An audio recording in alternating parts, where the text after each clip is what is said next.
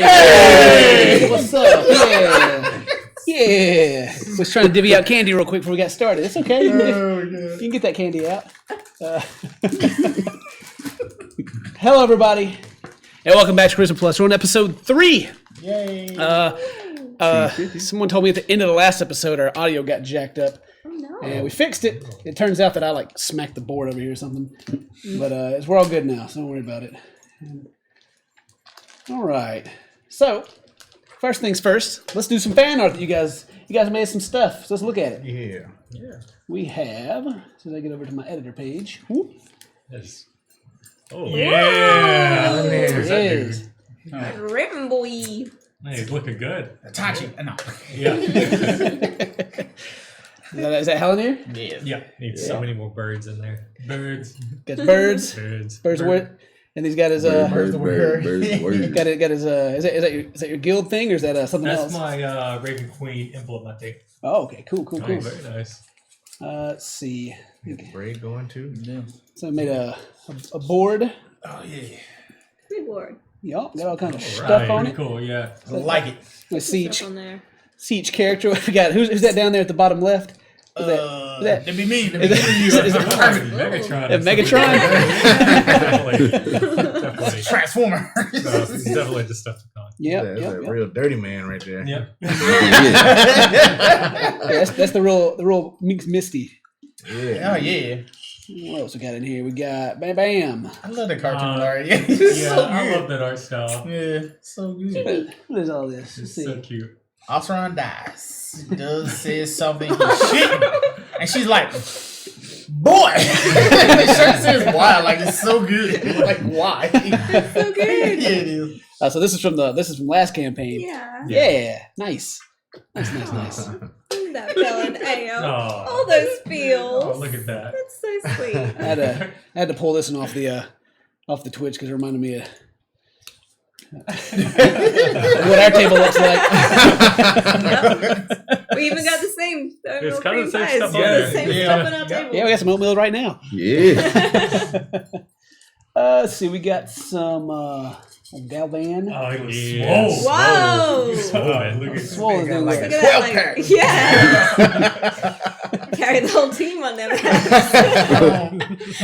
Why you so swole? You know, Why's your shirt so tight? It happens when you get that swollen. You can't find a shirt. Yeah, they don't make them in your size.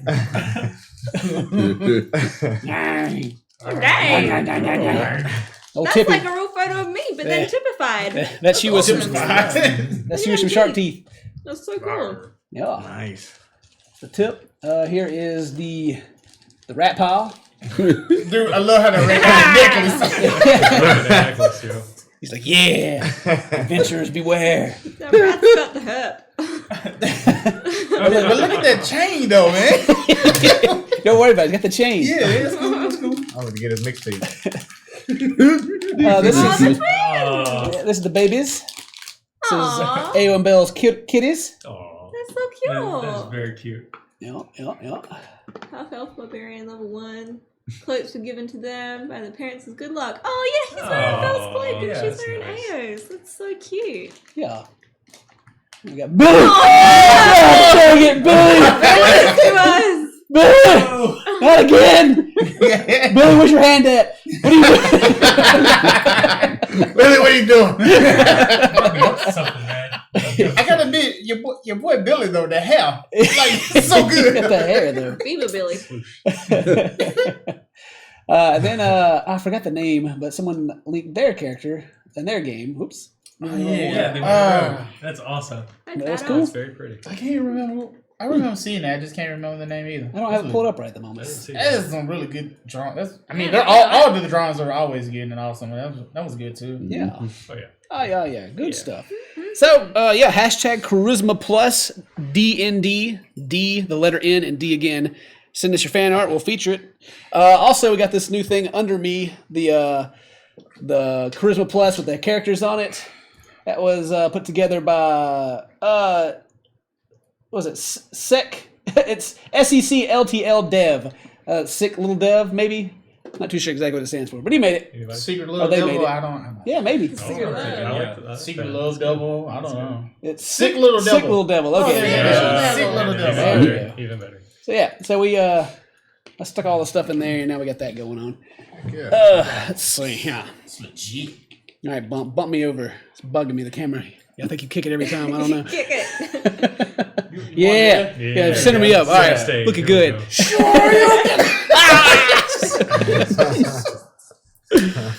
Okay, so last time you guys were trying to help some dwarves. You guys were told to go on a mission to give them or to deliver them some mining tools. You guys did so.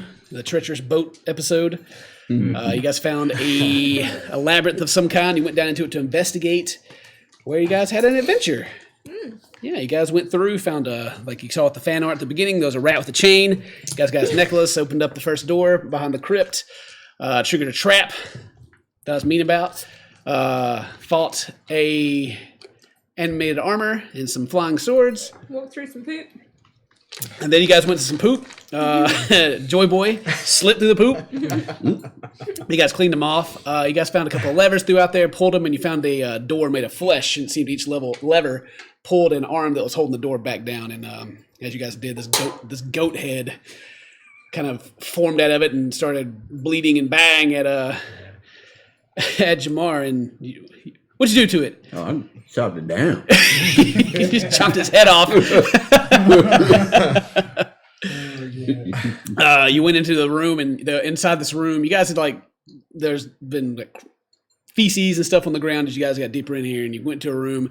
They had 10 goats in a cage. One goat was up on this diving board into a bed of spikes, the goat drained into a pool of blood. There's 3 cultists that were in there. They claimed that they were making sacrifices for the blood mistress or blood maiden. I forget exactly which word we used. The blood mother. The blood mother. Yeah.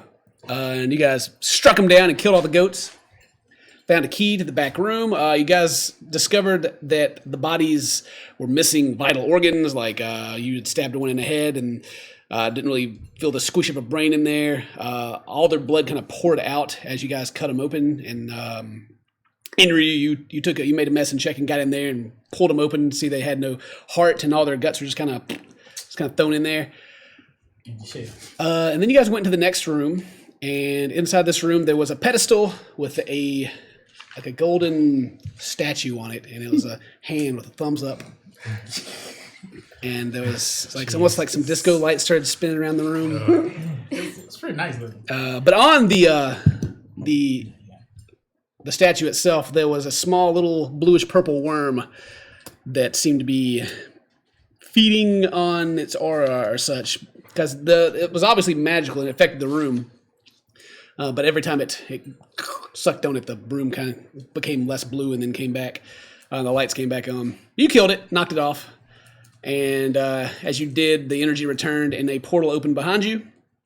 And through the portal, you guys could see the guild. They were back at the maidens. Everybody's cheering for you. The 3 dwarves that you guys helped delivered the tools to came through. Told you congratulations. One threw Tippy a bottle, and inside the bottle was your boat and some waters. And it didn't matter how you tipped it; it just kind of stayed. You turned it upside down, but the water still stayed, and the boat didn't flip over and crash or anything. You can't shake it up and destroy your boat. And they threw that to you. Told you good job, and they walked through, and then you guys followed as well. So, and that's kind of you guys. And as you guys came in, there was some familiar faces there. Some of the guild members you've seen before. A face that you guys haven't seen yet, but out of character, you know him as Wolvar. And where is my page at? And Norse was there. So yeah, you guys came back through this portal. Everybody came through. Nobody stayed behind. Did you take the trophy with you? I took it with me. You got it with you? Yeah. Okay. So yeah, you came through, and immediately this dwarf with white eyes but these golden almost crosses through him. Looks like he's blinded. Not wearing any armor or anything. Just in normal clothes. Walks up to you and he told you guys that he just made a bunch of money off you guys. And he's standing there with a grin, and he reaches with a small gold pouch and tosses it to Galvin. Catch. And he says, I'd feel dirty if I didn't give you guys anything. And then he kind of just like turns and starts walking off, but you can tell he kind of stumbles as he does and starts walking off in one direction. Would anybody here, has anybody spent enough time here to possibly actually know who this is? And Tippy's local, so if he's local, then. Okay, well, if you're local, then you know that this is Wolvar. He is the dwarf that's been he's pretty much in charge of the town. He doesn't run it by himself, but he's an honored witness of the Battle of the Fates.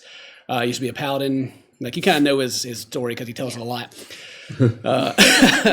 But he's here, and it seems he's here to enjoy. And as you look around, you see Arcus seems to be here as well. And he seems to be enjoying himself with a couple of other guild members. And yeah, what do you guys? As you get out, everybody's just kind of coming up and clapping you on the back and passing you drinks and celebrating. And I'm sure all you guys possibly are confused, or I don't know. How do you feel? Yeah, pretty confused. Hold off a little. To Nicholas. Our Norse? Yeah, Nicholas ain't him. Yeah. But he may be listening. To Norris. Yeah. What was that? It was your first mission. And a test. But the dangers were real. So don't take what you've done lightly. And we don't take it lightly either. You've proven yourself as valuable members of the guild. You showed a lot of promise. And I look forward to continue working with you. And he kind of like, he looks almost kind of uncomfortable. Like, he kind of like looks down, like he's expecting someone to be like, what the, yell at him. So, Norris. That was a test, right? Did you set up this test, or was it just random? What was that? It was prepared in advance. Yeah, it didn't make a lot of sense, to be completely honest. What were those people? Those worshippers? Oh, they were just puppets. Long dead. There were clues. Did you suspect? Well, it didn't make sense because you had a suit of armor that spoke Elvish, and then you had the blood acolytes, for lack of a better term, worshiping Ruby for some reason. And dwarves know about caves. He just kind of like you can't. Of course, he always has his face covered, but you can see it looks like he's actually kind of smiling. You can see the wrinkles in the corner of his eyes as you guys are talking to him through it about what happened and what you noticed that was weird. Well, Master Norris, what about the worm? what worm? The same worms. It was like the same kind of worms from the attack earlier, or it would be yesterday. Yeah. No. No. On this, and then I pull out the thumbs up. Yeah. When I walked into the room, there was a worm on this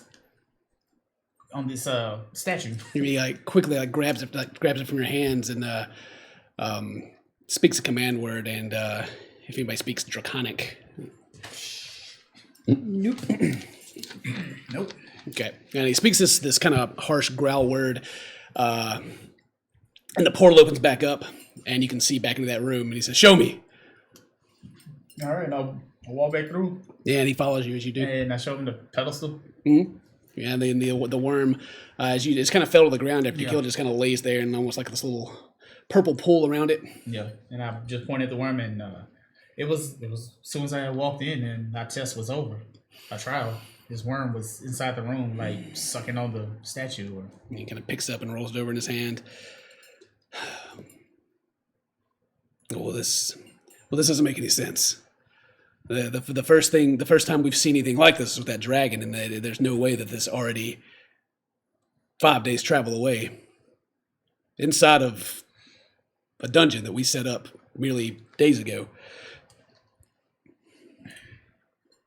So this worm, or is this something spreading, or what is it? Where does it come from? Well, I don't know. Let's show it to Arcus. And he turns back around and walks toward the portal. I'll follow on through. Okay, yeah, and as you do, Step right down. he tosses the I keep just want to call it a statue, but I don't want to call it that. Trophy? Yeah, he tosses the trophy back to you, as and he goes over to where Arcus is sitting. And where Arcus is, he's sitting with four, there's three human women and then one elven woman, and they seem to be dressed in the kind of the same robes as he is, but he seems to be enjoying himself, and they're pouring him drinks. And Norris just walks up and with his short stature hops up onto one of the benches and slams it down the table in front of him.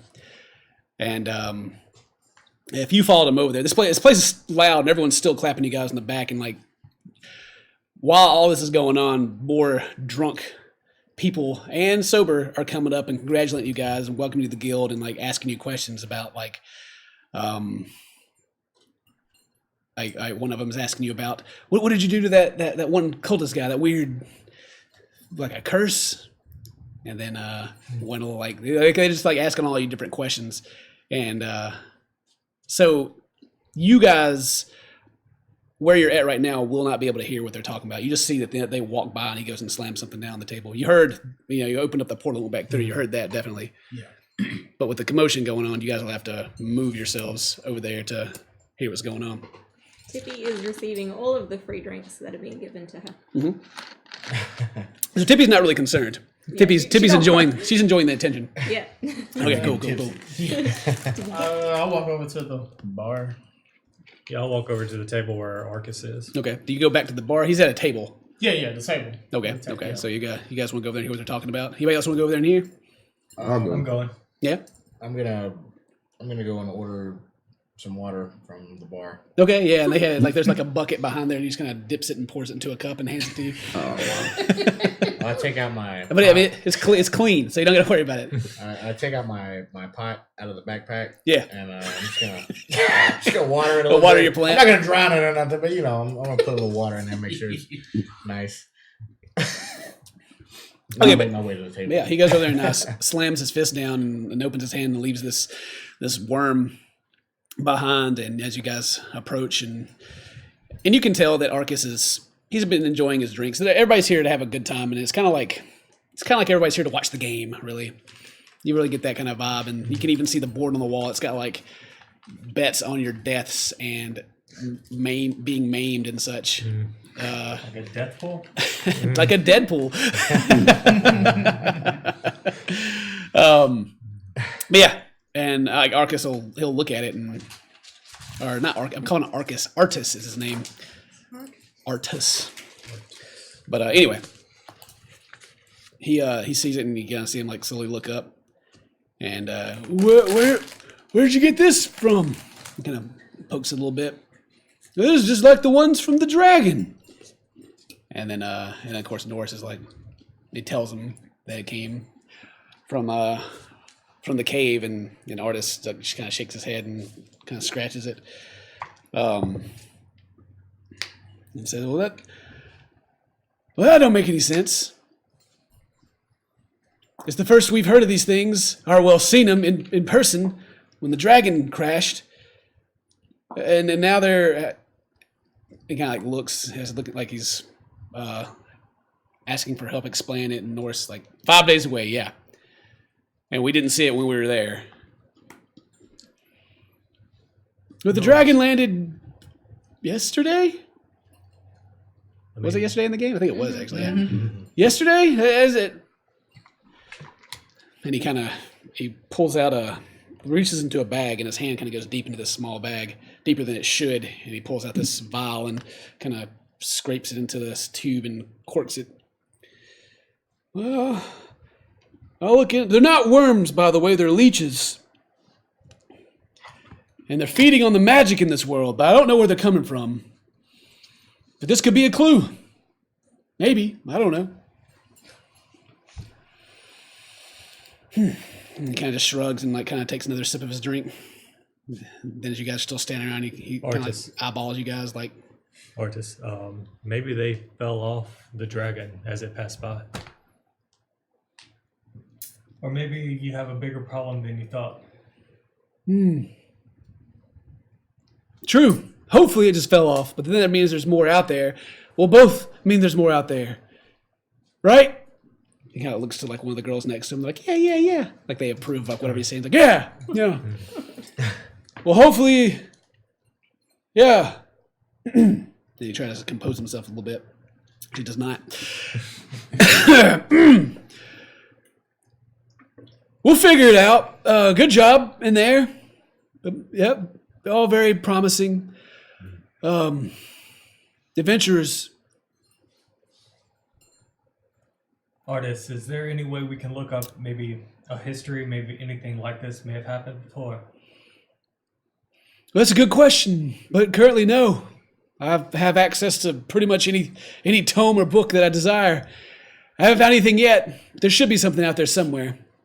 And, I mean, this is no, well, as far as I know, secret that needs to be kept, so what I know, the guild will know. Is there any way we know anything about the location of the dragon before? Maybe we can go and check and see if they originate in that area. Yeah, would we know where the dragon would have come from? Well, it didn't have a brand saying that it came from the Mountain of Dwarves. So, unless it's a rogue dragon that came from Titan's Mountain, we really don't know. But the body was mangled to begin with, so possibly, for sure, without a shadow of a doubt, we don't know. We haven't had any reports of any dragons missing at the previous tallies. Yeah, the way he speaks is like that people keep up with the dragons in the world these days. Well, I really wish I had more for you right now, but I don't think I'm in the right mind to really... You want a drink? Yeah. As he seems to almost like avoid answering more questions because like maybe maybe even without insight, you can almost tell like the more he says he doesn't know, the more uncomfortable he gets about talking about it. What's Norse doing at this time? North's still standing there listening. Okay. So you test, Norse, all your new adventures like this? Absolutely. And there were a lot of bodies down there. There were. But none adventurers. We bury our own. Even if they're not full-fledged. Which reminds me. And you can see him kind of looking across the room at Tippy. We don't approve of how to word this. Extortion? We're not going to get in your way of any side deals, but don't bring the guild's name down with you. Just keep an eye on her. Understood. And well, you guys are free to do whatever you want for the rest of the day. I need to see you back here tomorrow morning, though, for one more lesson. And then you're free to officially start as adventurers in the wilds. If that's it, then good luck. And he begins to walk off unless anybody stops him with anything else. And his red scarf is almost kind of angled and floating in the air as he kind of goes by. Like dodging people as he walks. Yeah, it kind of just like moves around people. Like people, as he's walking, someone holds out a beer to like clasp with someone else, and it just kind of goes under it. I go and catch up with Norris. Yeah, you walk up beside him, and he seems to be heading towards the stairs, but he's not there yet.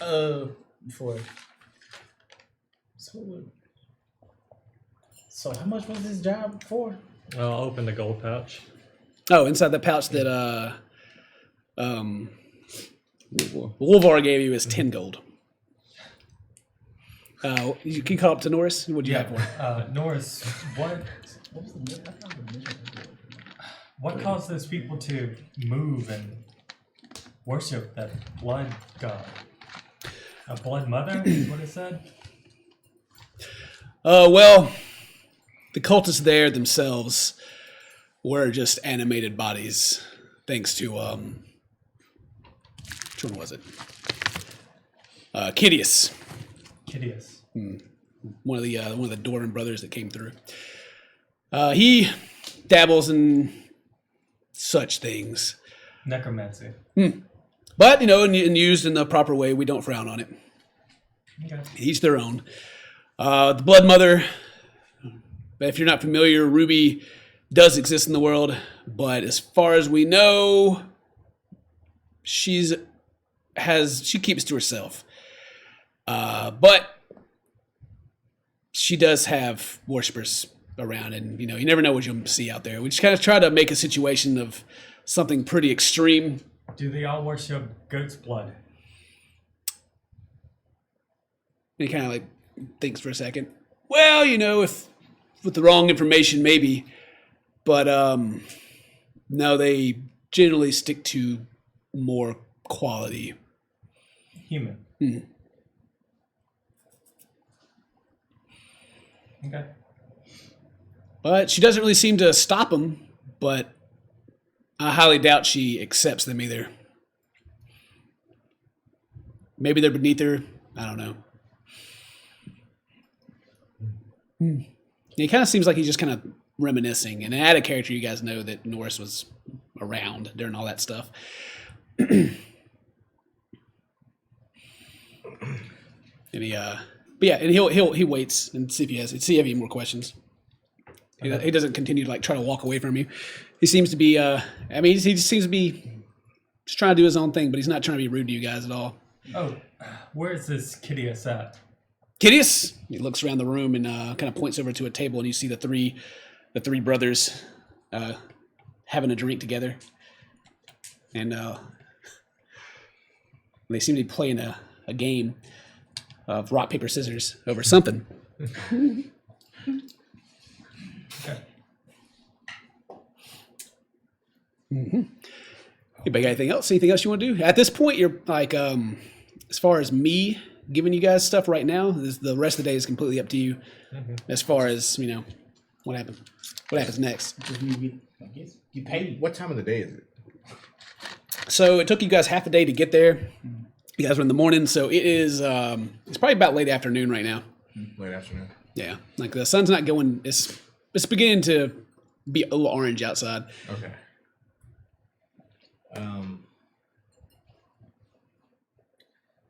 I'll walk up to Tippy. Tippy, do you mind showing me the best place where I could plant this? And I pull out my pot. I need a good spot where kind of secluded, but where it'll get good sun. Well, you're gonna get plenty of sun and rain everywhere here, 5 times a day, luckily enough. So, where are you staying? Surely you'd want it to be close by so you can check on it, right? Well, I would like to check on it at least daily, but I just don't know if it will suffice here in the end. These windows are quite small. There is the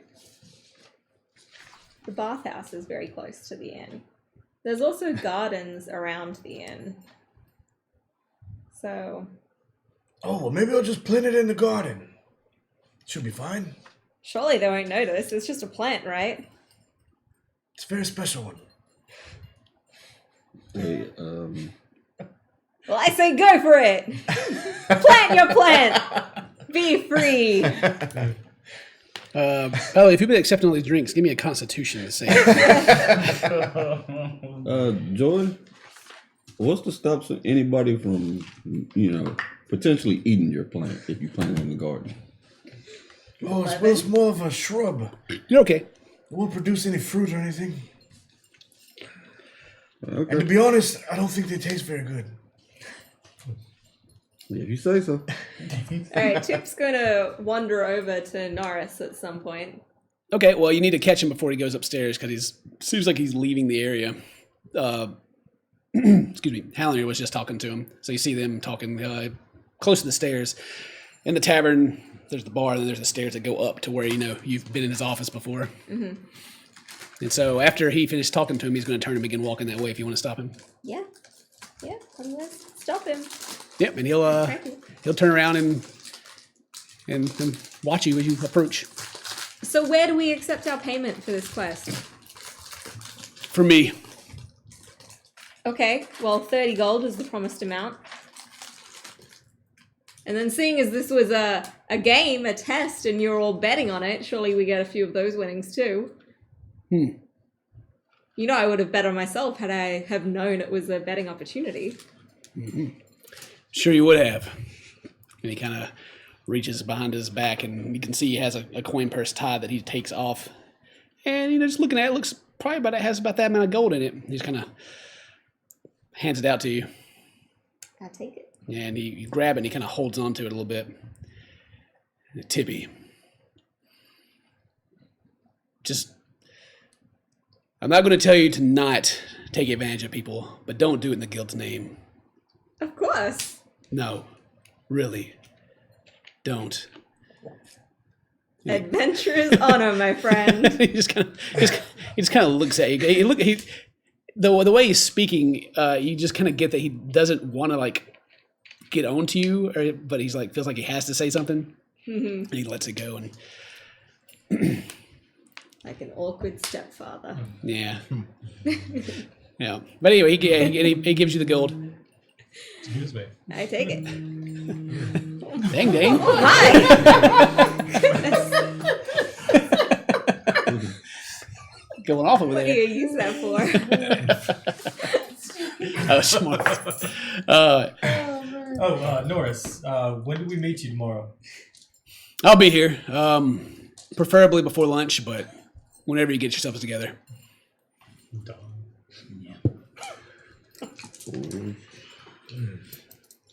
Artis is still sitting at the table, chatting it up with his. Oh yeah, he's just sitting there enjoying himself. And I think you'll notice is that the area, this place is pretty crowded right now, but the area around him, you guys are the only ones standing around him. Everyone else seems to be just giving him space for whatever reason. You don't think anybody's really scared of him. Mm-hmm. Nobody's giving him side glances or anything.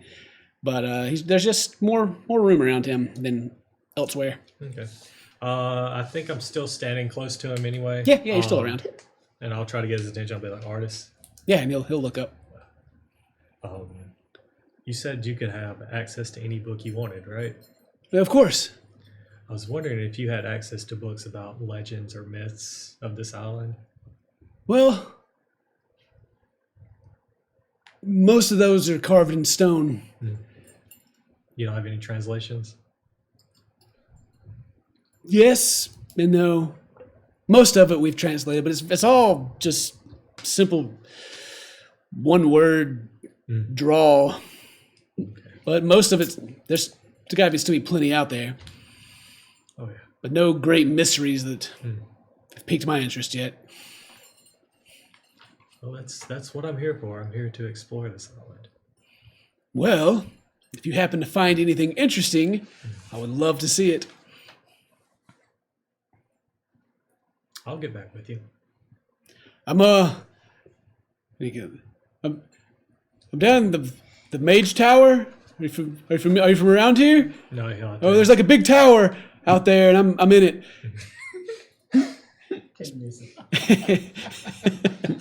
And then he kind of goes, I'm at the very top of it, and he kind of looks away from you at these girls around him.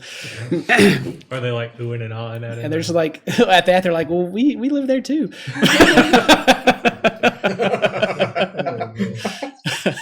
Hopefully I'll find something we find interesting, on our new adventures. If you find anything that looks like these worms, definitely bring that back.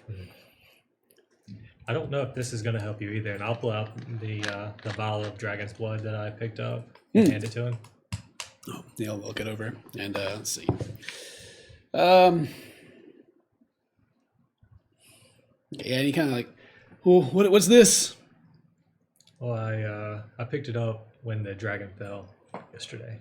Oh.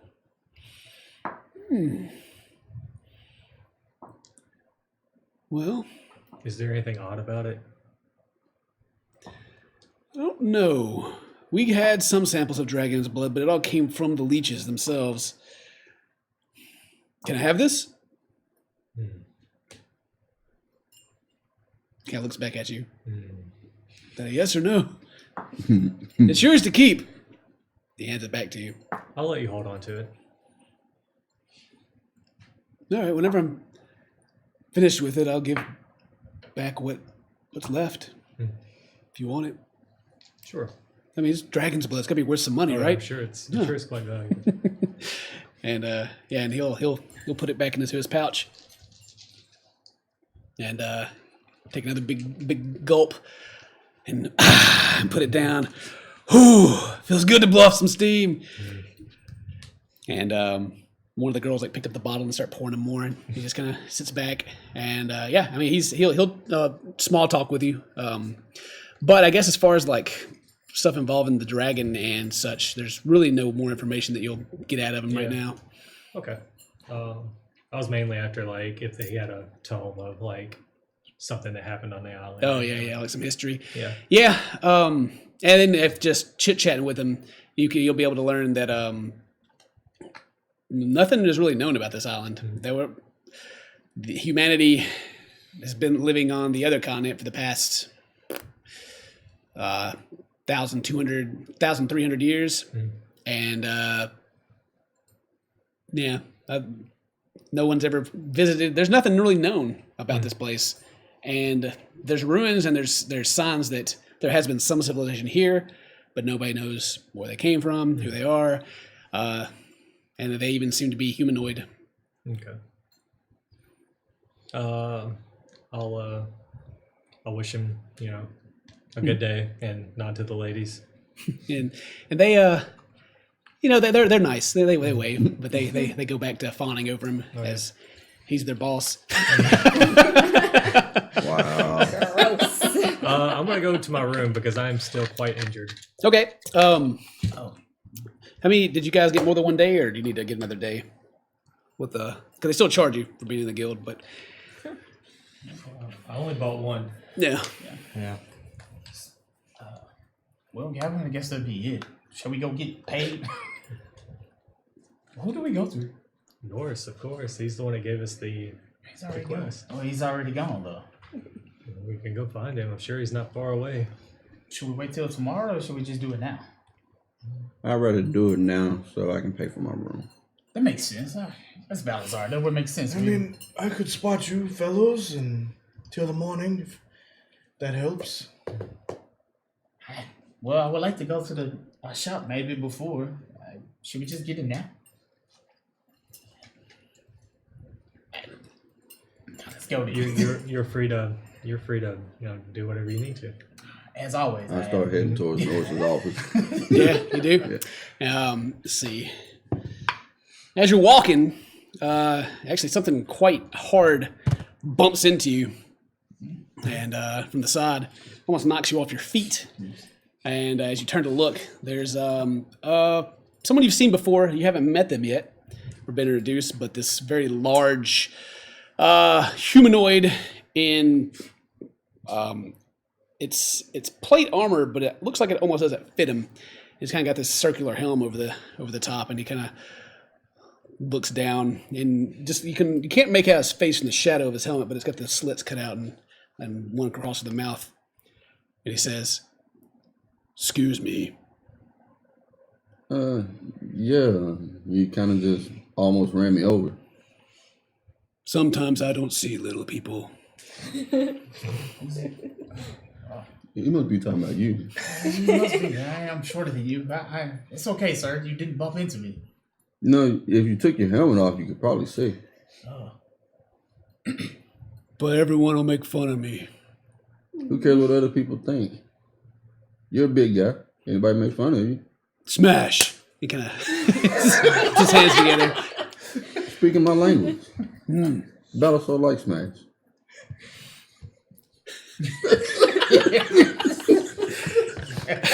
Where's this guy at? Like, I found it.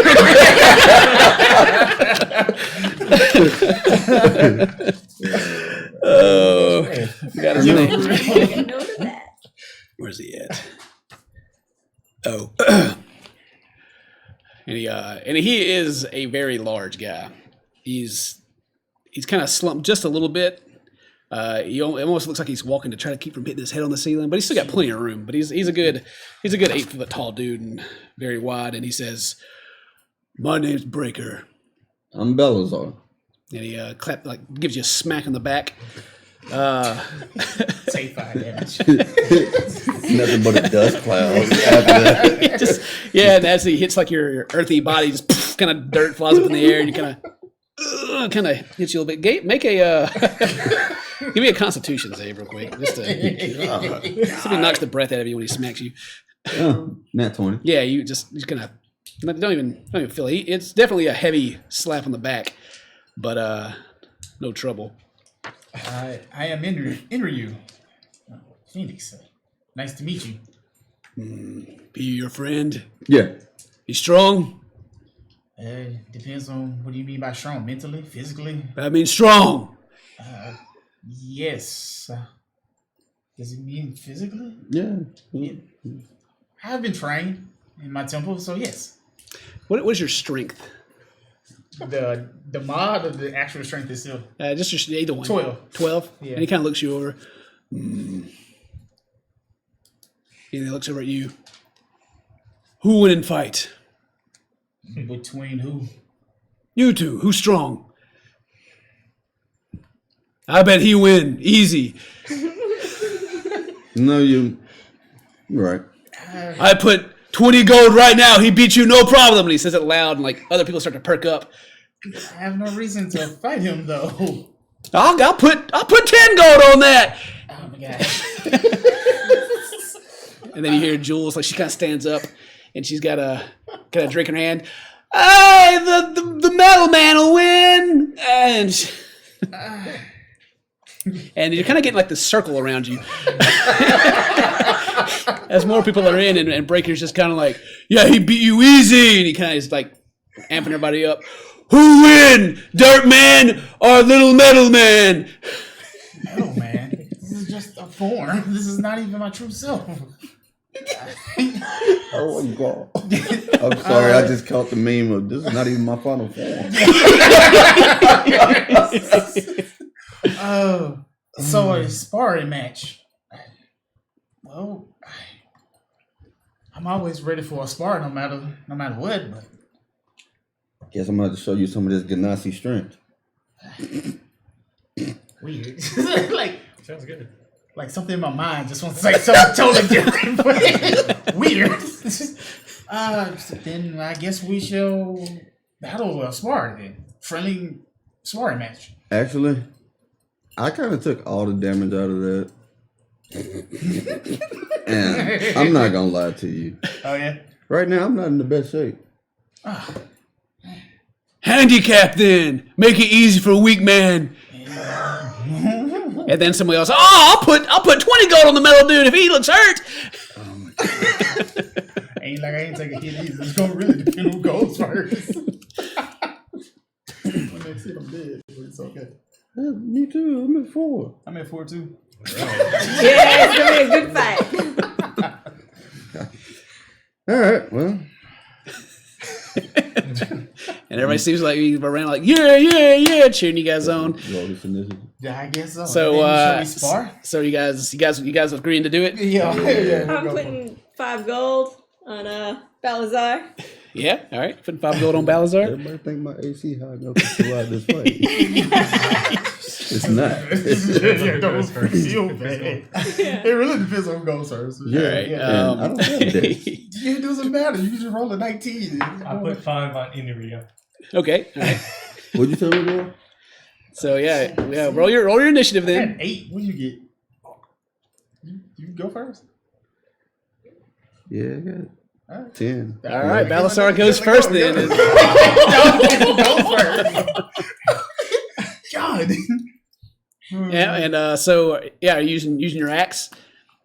Non-lethal. Non-lethal. Okay. All right. Turns it to the side. Because no one seems to be trying to like you guys not use weapons. They seem to be down with it.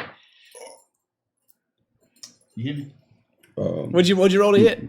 17. 17. Plus 5. Oh, yeah. 22. All right. So roll damage. He has to roll like he can roll like a wood and I'll still die.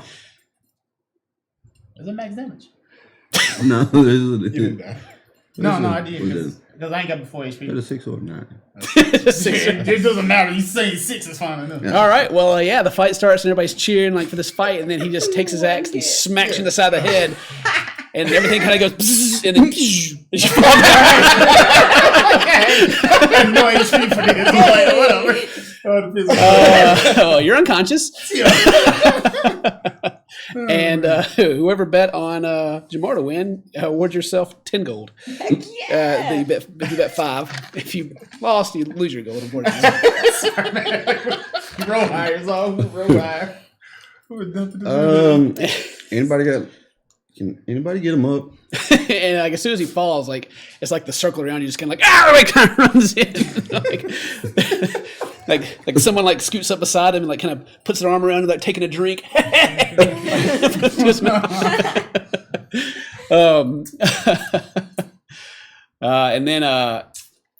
then you hear from behind you, Breaker's like, "Yeah, he's strong. 1 hit. Fight me now."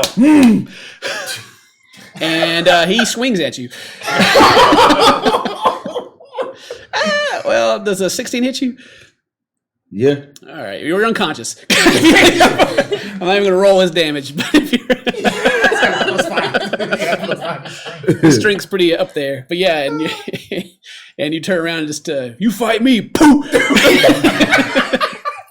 No, I'm just. Me and Avery right next to each other. And the rest of you, they're still conscious. Breakers going around. I'm the champ. I'm champ. Yeah. And they go off and they drink. But oh yeah, so no one seems to be picking them up. Just lay it out right.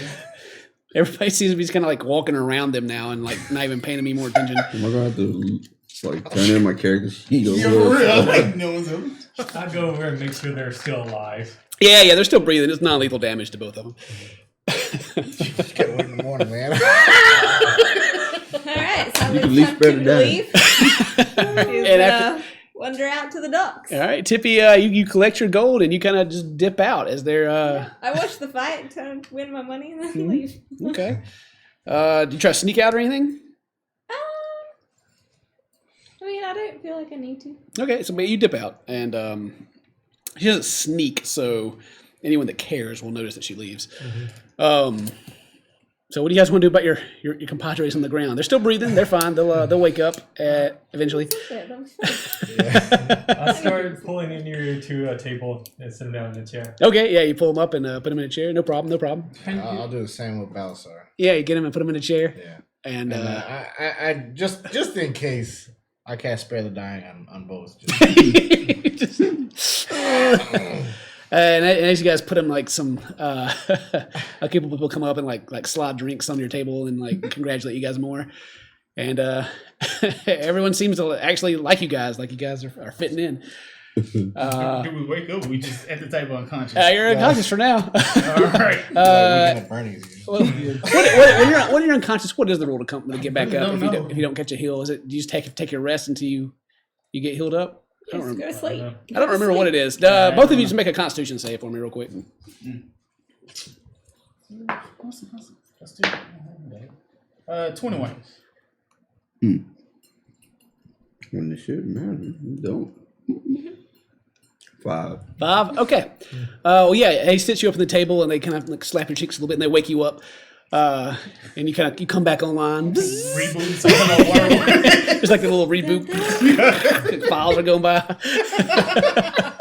And then you hear the Windows sound come on in your ear. I want Windows 98 sound. And you wake up and you're at the table with them. There's been several drinks thrown and people are still partying around you guys. And Balazar is still unconscious for the moment. Well, that wasn't the best sparring session I ever had. Thank you, whoever picked me up off the ground. Thank you. How's Balazar? What happened to him? I didn't even hit him. What happened to him? It was the big one. Oh, must have been a good fight then. Something like that. It was a good punch, at least. One, just one? Yes. Man. Balazar, my friend. I'm so sorry. All right, everybody that's still in the tavern, anything particular you guys want to do before I go over to Tippy? The mug in front of Balazar, I'm going to cast light on. The mug? Yeah. The mug. Okay. Yeah. Just light in front of it. Yeah, so it lights up and there's kind of this bright light kind of it's like somebody lit a candle while you're sleeping. You kind of see it through your eyelids a little bit, but you're not really too sure. You feel real groggy. You feel bad. You feel real bad. You feel real hungover right now, so maybe you don't even want to open your eyes. I don't know. No, right now. You just kind of sit there like. Matt, what do you got going on? I'm going to go pay for another room. Okay, yeah. You go up there. You still have the key for your other room, and as you get up there, barkeep. So don't have his name in front of me. I think it started with E. Unfortunate. I don't want to go look for it right I now. did not write it down. But anyway, he congratulates you as well and says, "Hey, your rooms tonight are free." But he does take your key and kind of grab a hold of it, and you can see a little light from his hand, and he lets it go. Thank you. Have a good night. And I kind of like whip up down the stairs or upstairs, whichever way. Yeah. It's the bedrooms are downstairs. Downstairs. Yeah. All right. Cool. So yeah, you got your. He did something to your key, and you head downstairs. And if you get down there, it opens up the door, and nobody's in there. Good. Nobody's in there. Check. Look around. You don't see nobody's hiding in the corners. No, you don't see anything. Let's see, I guess Did you have the bunk room or did you have the double? I was by myself. I don't remember which one. I guess you had one of the doubles. Just two beds. So yeah, if you go in, there's a candle on a bedstand in the middle between these two beds. Very, very fluffy beds. It looks like the candle was just lit. Like there's no wax melted yet. Tippy, what you got going on? She is gonna be wandering the streets back to the docks. Yeah, and the docks are they're not far away. Yeah, they're close. It's late in the afternoon. People seem to be the streets are a little crowded right now, but it seems people kind of like getting off work and going back to their homes. What do you want to do when you get out of the docks? Are there any interesting looking merchant type people that I would know from my 11 years living there? There will be one Ones that I know might do in shady dealings. Sure, there's one there. Who's this person that you know? I don't know. What's their Give name? him a name. Yeah, you want to name this one? Oh. Okie dokie.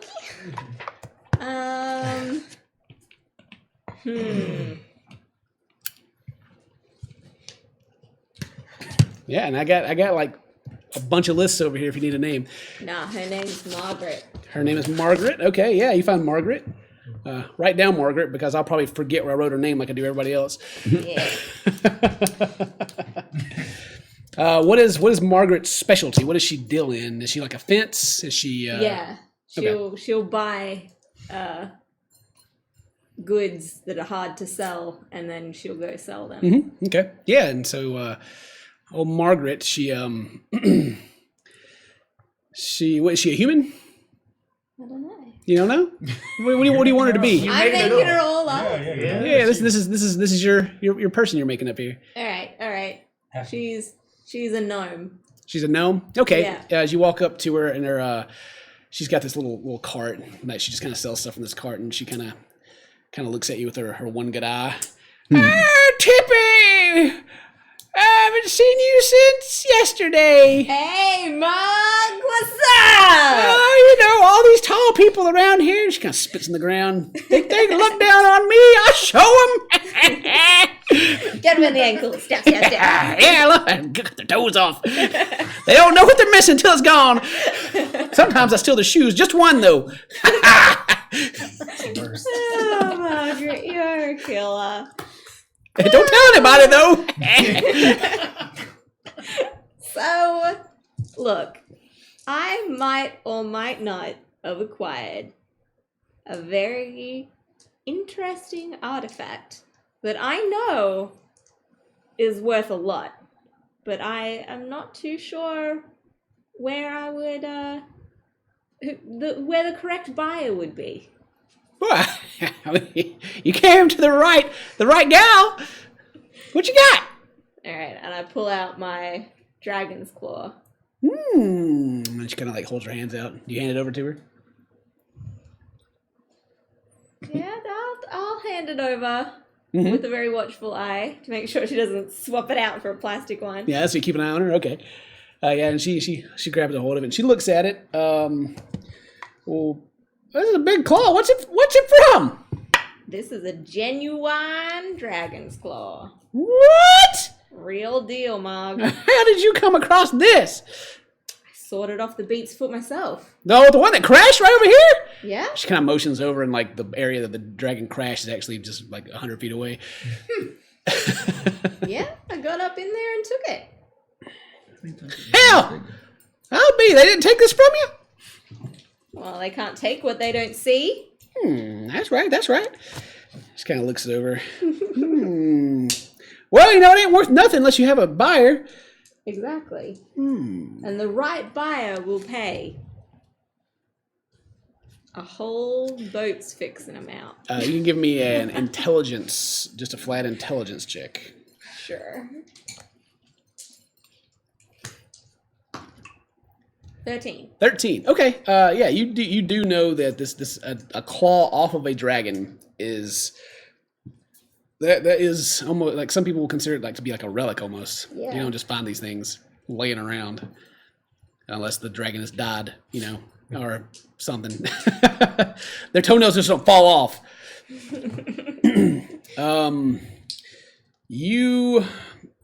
Let's see. But she seems to not quite agree with you that it'll fetch a high price. She does think it's a pretty amazing thing, but just from the conversation, you can tell that you think it's worth more than she does. Okay. Well, if you don't know the right buyer, and I go to take it back. Well, I could find one. I gotta ask around and see who knows anything. And she hasn't like taken it, but she's kind of still holding it out, so you're able to grab it if you want to grab it. Yeah, take it back. Okay. And like her little fingers kind of. She goes, Well, I can ask around. Well, I don't mind you asking around, but keep my name out of it, all right? Mm-hmm. I don't want anyone to know who's holding it unless they've really got the goods to pay up. Well, if they come after you, just let me know. Stab me in the ankles. Yeah, get them. But yeah, she tells you she'll ask around and see if she can find anyone that's interested in a dragon's claw. Cool. All right. See you, Mug. I will see you later. Don't die. And if you do, let me know where you do so I can get that stuff off of you. All right. I'll put it to good use. All right. I walk back over to where I normally would have the dead arm docked. Yeah. And it takes me a second to be like, where's my boat at? Right? Okay. And then I pull it out of my pack, I guess. Mm-hmm. And then I'm stumped. Yeah, so you pull out your bottle that contains your boat, and you're stumped. You just kind of stand there, and then back at the bar. What do you guys? Are you guys going to try to rest, or what do you guys want to do? Yeah, I'm gonna go ahead and rest. Yeah, I'm going to get another room for the night. Yeah, and the same thing. Like if you still have your key, he seems to enchant or something as you do, and tells you that it's on the house tonight. Yep. He's made plenty of money off you guys so far. Walk over to him. So Balazar still knocked out, right? He is conscious, but he has not opened his eyes yet. Yeah. He's just All kind of right. sitting there like, and you're both at 1 HP. Yeah. Walk up to him. I would need a room for myself and my friend here. Did you already have one before? No, I slept out right there in the bar. That's right. And yeah, and he'll give you a key. He'll give you a key for one of the double rooms. All right. Thank you, sir. He kind of gives you a wink. Give my thumbs up. Do you hold up the trophy with the thumb on it? Yeah. Which you still have. Yeah. Hold on to it. Hold on to the trophy. Joy, I guess I shall retire for the night. What are you planning to do? Oh, well, I'm just going to I'm gonna head to the garden for a moment. Maybe about an hour or so. Not much longer than that. I would like to plant my little friend here. He deserves it. All right. I guess I'll try to take Balazar to his room. Try to. Yep. Yeah, and you're Yeah. able to move him. It's no big deal. All right. And you guys head to the room. Yeah. Halanier, you already did that. Joy and Tippy, you still got some couple things to do, but we're gonna take a quick break right here. We're gonna take about a 5-minute, and we'll be right back and play some more. Don't go anywhere. Yay. BRB. Yeah. Yeah.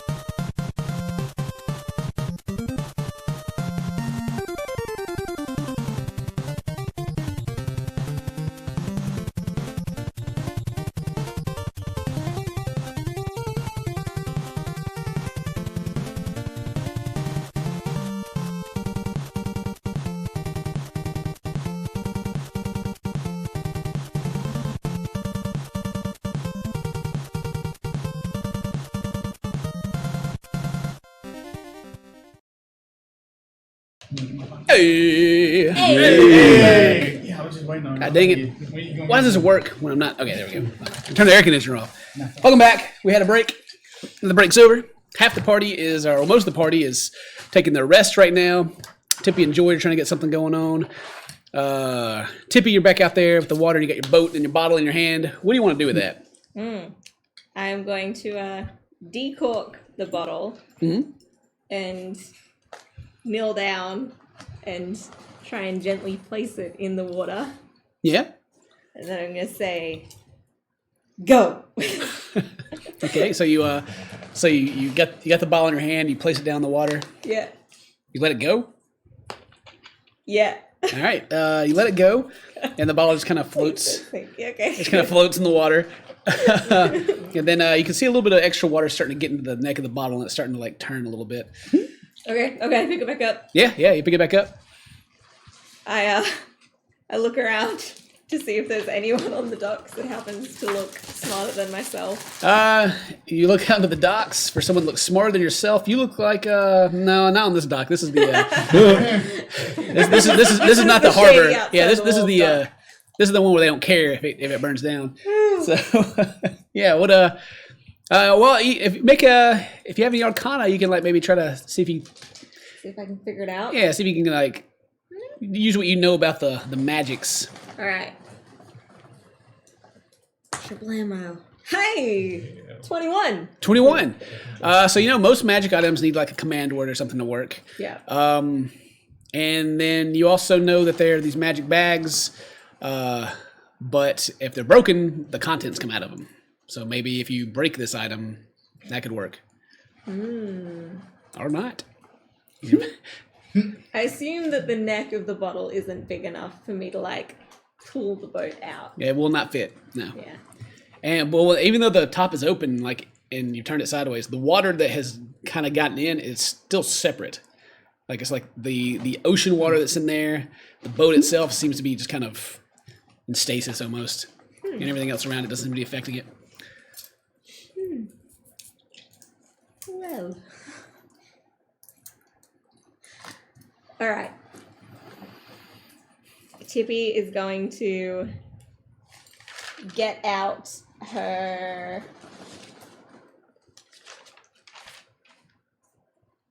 my belaying pin, which is basically a club. Okay, you get your club out. Yeah. And I'm going to be sitting cross-legged on the dock with my boat in front of me and my pin. And I'm going to lightly tap a few times and see if I can get the glass to crack. Okay. So you lightly tap it, and it just goes tink tink tink, and no cracks yet. Yeah, I hit it harder. Yeah, you just kind of. All right. Are you proficient with this weapon? I am. All right, roll to hit. I don't know how much damage it does. Oh, it does 1d4. All right, I rolled a 3 to hit. Okay, well, yeah, you kind of just you try to hit it harder, and you just kind of like clip the end of it, but you do see that it does chip a little bit. Okay. Which, with a 21 on the Arcana, seems kind of odd, because magical items are usually very hard to break. Yeah. But maybe this is intended.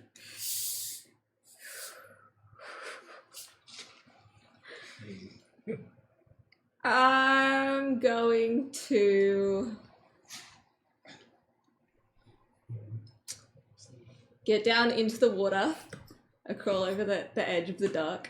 Yeah, you crawl off into the water. Yeah. Okay, yeah, you're swimming out there in the water. It's like ships sail in here, so it is too deep for you to stand. You have to swim. Yeah, I know. I mean, I'm holding on to the side of the dock. That's fine. And I take the bottle and I smash it as hard as I can on the side of the dock. Okay, all right, and yeah, you take it back and you smash it. As soon as you do, the glass just shatters. Like you maybe not even hit it as hard as you tried to with your pin. It just almost feels like glass, like candy glass, just kind of shatters easily. and TV glass. there's kind of this almost like blue smoke that comes out. It's like, and then your boat is kind of in the air to the side of you, and then into the water, and the waves crush over you, and you spin. You do a couple of backflips underwater as it hits and blows you away. But it settles down. You're able to swim back up, Cool. and your boat is there, and it's perfectly aligned with the dock, and the anchor is down. Perfect. Just what I intended. And then you hear in the distance, "Oh my God, where'd that boat come from?" All right, I start climbing up the side of it. Yeah, and you're completely soaked. Yeah. I will, prepare for my nightly sleeping. Yeah, and you go into you climb onto your boat and get ready to sleep, and it's all exactly like you guys left it. There's no donkey there or anything. The hay is still there. Yeah. I didn't lose my belaying pin in the water, did I? No, you didn't lose anything. Cool. You kept it all. And you don't have to worry about drowning or anything because you got like 1 plus whatever your constitution is to hold your breath in minutes underwater. Yeah. So you go off to rest. Joy, what do you want to do? So I just kind of want to go out, step out of the bar, and find where just a small little section of plants they're already kind of planted around for decoration. Or something. So yeah, you step out and right outside the guild, the tavern, there are 2 rows to your left and your right on each side of bushes, and they go on for like 30 feet. It's just down the building that this is actually quite large. It's like a 100-foot long building. Sweet. But there's this row of bushes on each side. Okay. Is there some extra dirt beside? Well, it's pretty manicured. There's not a whole lot of extra. I mean, there is a bit. You can try to get in there. All right. So here's what I'm gonna do. I'm gonna doff my shield. I'm gonna set it on the ground. I'm gonna cast light on it. Okay, yeah, you got a little light on your shield going on. And I'm also gonna sit cross-legged on the ground, and I'm gonna pull out the scraps of the 2 broken swords. Yep. Just kind of lay them on the ground, and the 2 plate gauntlets. I'm gonna lay those on the ground, and I'm going to I'm gonna hit my 21, right? You hit that 21 gypsy on it. And I'm going to channel divinity and use my Artisan's Blessing. It's an hour-long ritual, and I'm going to try to form this metal into a shovel. Okay. All right, cool. Sweet. And so I'm going to sit there the whole time until it's for the entire hour. Yeah. Until the shovel's completed, and it doesn't have to be the fanciest of shovels. Yeah, well, I figure if it's your divinity, like it's like something like a shovel, then it'll be a nice shovel. Like it won't be. You can't make like +1 weapons or anything of it. Well, you can if it's like the same cost. Yeah. So yeah, this is gonna be kind of a shoddy shovel with what you're making out of because that was like ruined, rusty bits. Exactly. Okay, so yeah. So yeah, and I guess if you're interrupted while you're doing this, then it fails or. Yeah, probably. It's an hour-long ritual, so I'm gonna try to zone in and focus. Yeah, and you sit there, you got your light beside you, and you're sitting there, and then you can hear like people coming in and out of the guild, and people are like, "What is that guy doing?" And there's actually a street lantern nearby, and the guy with like a very long, like almost like candlestick at the end, kind of like lighting it, kind of looking at you weird. As you sit there, and I imagine it's kind of like a process, like it doesn't just suddenly go loop. It's like slowly like forming over time. Yeah. And there's a couple people that have kind of gathered around looking to see what you're doing. And after like, 10 minutes, they kind of lose interest and go off. But you get it done. You spend the hour, you got it. Okay. Cool. You got this, it's completely made of metal, so it's, the same amount, it weighs the same of the stuff you used it for. It's this big shovel that's all rusty. Yeah, which is probably about 30 pounds. Yeah, well, I think actually you can make smaller things, can't you? It just Okay, so yeah, you can make it. How do you make it? It's still made out of this rusty old armor, but how does it come out? It comes out. the parts where the blades were is going to be my metal part for the shovel that goes in the ground. It's going to kind of come to an extra sharp point there. Okay.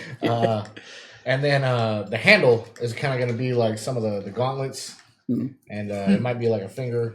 Yeah. Might be like a finger or so on coming up the handle, but just kind of sticking out because I was in a hurry. Yeah. And so I kind of want to take the shovel, and I want to try to dig out that first little bush.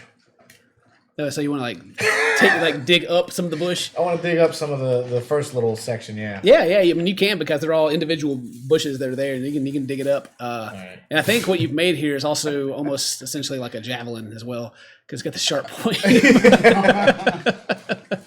So you start digging it up. No one seems to stop you or anything. There's people like looking at you, like maybe you're the guy that takes care of these things. You dig it up, and so you got this space, you got this bush kind of sitting to the side. What do you do with the dirt you got there? And I'm going to pull out my pot, and I'm going to take out the dirt and plant it right there, real nice and neat. I mean, granted, it's not symmetrical anymore. Yeah, it's like all this stuff's lined up, and then just. Yeah. And also, when you came out the door, did you bury on the left side or the right side? The left side. Okay, cool. Yeah. Side on the left side. So yeah, you and then this bush is still laying there. Do you do anything with the bush?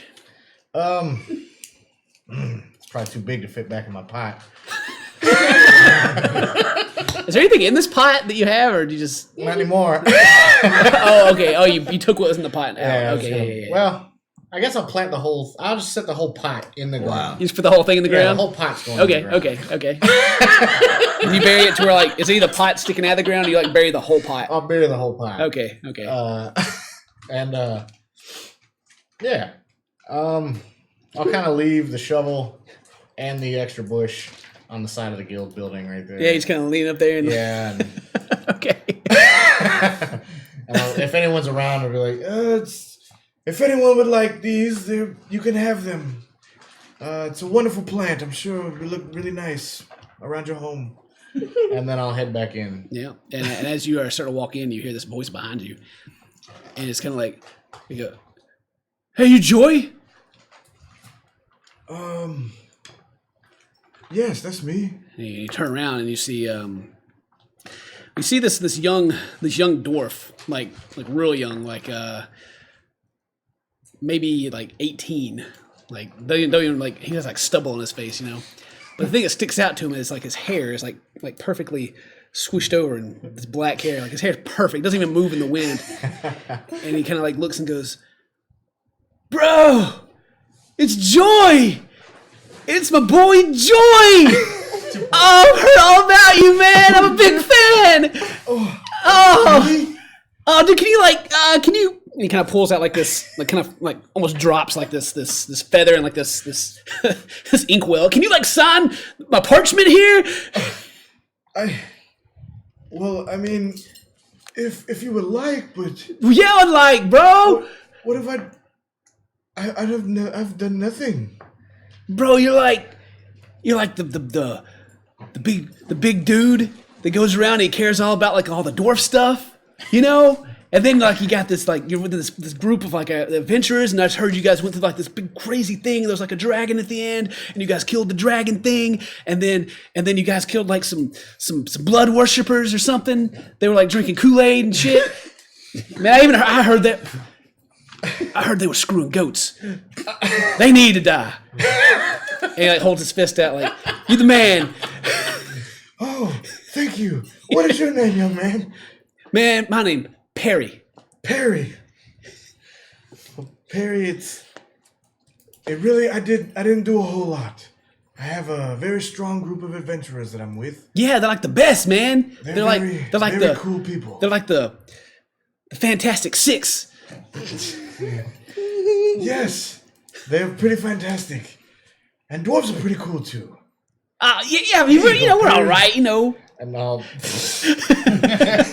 do like really really awful autograph because I don't know how to write. It's just a scribble. Yeah, just kind of a bunch of lines and hook him up. Yeah, and you sign it, and he kind of holds it up, and he's like, oh, like starts shaking it, trying to get the ink to dry. Oh man, he got like a tear swelling up in his eye. Oh man, oh man, Perry, it's okay. It's okay. Perry, can I ask you a question? Yeah, what's up? Do you have a good home that maybe you could take this plant to? Oh my god. If you need the shovel, you can have it as well. Think of it as a gift. A gift from you? I mean, it's all right at the house. But I mean, I'll take it. It's yours. Consider it yours. like rolls the parchment up and like puts it in this. He's got this like this leather thing. He pops the top off it and puts the parchment in. Like, screws it back on. Puts it around his waist. You see, he's kind of wearing like medium armor, and you can see 2 short swords at his hips. And he can like goes over there and like picks the plant up, and he's like, yeah. And he grabs the shovel under one arm. He's like, oh man. What are you looking for? I see you looking over there. Spider right here. Spider, get it. It's your biggest fan. He's like, oh man, look, man, if y'all ever need help or anything, just call Perry up. I'll be here for you. Oh man, ain't nobody gonna believe this, man. And he starts like walking off, like looking over his shoulder. You're very welcome. It was nice to meet you. My pleasure. Oh, man, so cool. And you see him walk off into the sunset. He disappears with your shovel and your bush. I'm so happy that bush didn't get wasted. So I'm gonna go in and try to get pay for another night in my room. Yeah, and the same thing. You got the room's free, and they giving you the doubles. Yeah. All right, I'll head to it. All right, you guys settle down for a good old rest. Everyone get your HPs back. All that good stuff. Spell slots. Spell slots. Yeah. Barbarian, what do you care about? I'll talk about them. All right. So yeah, morning comes. I gotta ask this question now. Do you guys wake up or sleeping in? What? How early y'all getting up? After the 8 hours, you can pretty much get up whenever. You go into sentry mode, so it doesn't matter for you. Yeah, I sleep 6 hours, then I wake up at the crack of dawn. And I am outside, like, just doing. All right, so the sunrise is 6 a.m. We'll say. I'm up at 5:30 then. A couple hours after dawn, I wake up. Okay, about 8. About 8 o'clock, yeah. All right. I just want to sleep at the table. He's still sleep. I was actually thinking about that. I was like, "Where's Jamar?" Still sleep. Still at the table, just. I put on my Zex Marquis Raven Queen helmet. Oh yeah. And I just say a quick silent prayer. Mm-hmm. Raven Queen, I'm here to serve. I need your protection, though. In that moment, all the shadows in the room seem to coalesce around myself and absorb into my armor. And I activate my ability, Armor of Shadows. Cool. Yeah. It's mage armor, it lasts 8 hours. Nice. And then again, well, let's see. You do not get an answer. I often don't. Yeah. It's probably at this point you never expect anything, but maybe one day we'll see. But yeah. You get your armor on. You get up at about 8. Yeah. When's everybody else getting up? I'll probably be getting up around dawn. That's generally what I'll be doing. Yeah. Get up, start sharpening blades, and Preparing for the day. Preparing. If you go out to the floor, you guys will still see Balazar laying there or sitting there. Something that morning when I walk past. Joy's I up. just left him, What about Tippy? When she's going to try to get around? Tippy will probably get up pretty early because she went to bed kind of early. Yeah, you guys did get it. It was like around 6 or it's probably like 12 hours ago when you guys went to sleep. So should we getting up and heading over to back to the guild? Yeah, and then we'll say that we'll just go from the who got the latest. We'll go about around 8:00. You guys all meet up downstairs. Let's go see. You said you guys pull up a table around. Balazar still sitting there. Still chilling. There's this kind of almost there's kind of like this dirt ring around his chair too. He's been sitting there. Yes, he is. And one of the waitresses is one of the winches is kind of sweeping around him. Dusty AF, baby. Yep. And there is actually nobody here right now. It's 8:00. Probably most of the adventurers are out doing their thing. Yeah. What do you guys want to do? So do we have a mission for today or what? Yeah. We gotta go to Norris. Yeah. I say that with my head still down on the table. We gotta go to Norris. Yeah. We gotta go to Norris for the mission and for our money. Nice. Oh, payment? We did receive payment last night. Now, unfortunately, I did have a little bit too much to drink, and I may have spent some of it, but here's the remaining. And I put up a pouch with 10 gold in it into the middle of the table. Okay, we're missing 20 of this. Yeah, we're missing 20. Can I insight check that? See if I know she's lying. Well, how would you know?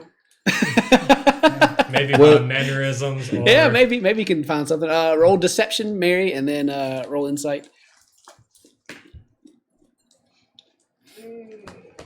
14. Oh my god. 8. Eight? Okay. Well, I mean, it beats it, but it's not like you blew her out of the water or anything. And then proof and all that. But yeah, you suspect something shady, obviously. Because I probably saw her being given drinks all night by random people. Yeah, but you'd be pretty sure that you guys didn't have to pay for anything last night. Right. Yeah. So we didn't pay for our room. Didn't pay for the room. You didn't? Oh, good on you. Yeah, I went you didn't pay for stayed a out. room, right? No, I have my own vessel. So what'd you You wouldn't have to spend? spend money What'd on you spend that. 20 gold on? Oh, that was gambling, and then I ate a whole You bunch won. of You burritos. won an extra 10 gold off me. She had a bunch of burritos. You didn't know that I won money off you. You got punched You out did. like You 20 yelled- seconds later. Well, You he, yelled Yeah, about but, the belt. he did. Betting on me and Yeah, he was conscious me when you and bet you. on him, so he'd been aware of that. So The fact is, you owe us money. you do owe us money. Well, then we need to take another mission then. No, you owe No, us you money. owe us money. Now. Well, how can I give you money that I've spent? Either make it appear. And you know what? Maybe my money just happened to have been picked out of my pocket by a certain party member that likes to do pickpocketing. Oh, Balazar. No, and Balazar is not the one No, I'm no, talking no. about. No, with no, no. sticky fingers. No, I'm asking. Balazar, do you happen to have a torch in your explorer's bag?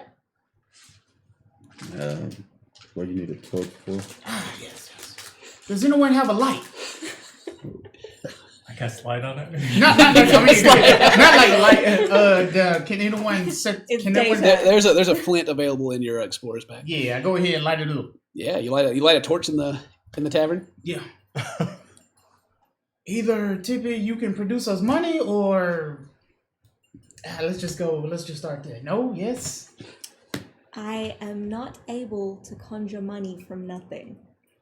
Just- Unfortunate reality in which I live. All right. However, Constant poverty. might be able to, depending if we had the metals and time and things. We took a mission and we all agreed to it, so therefore we get paid. Yeah, Tippy, how do you feel about the monk robot that needs money? What do you? I don't know. What's a monk got need money to spend anyway? You do a job, you get paid. He can't fight his inner hands.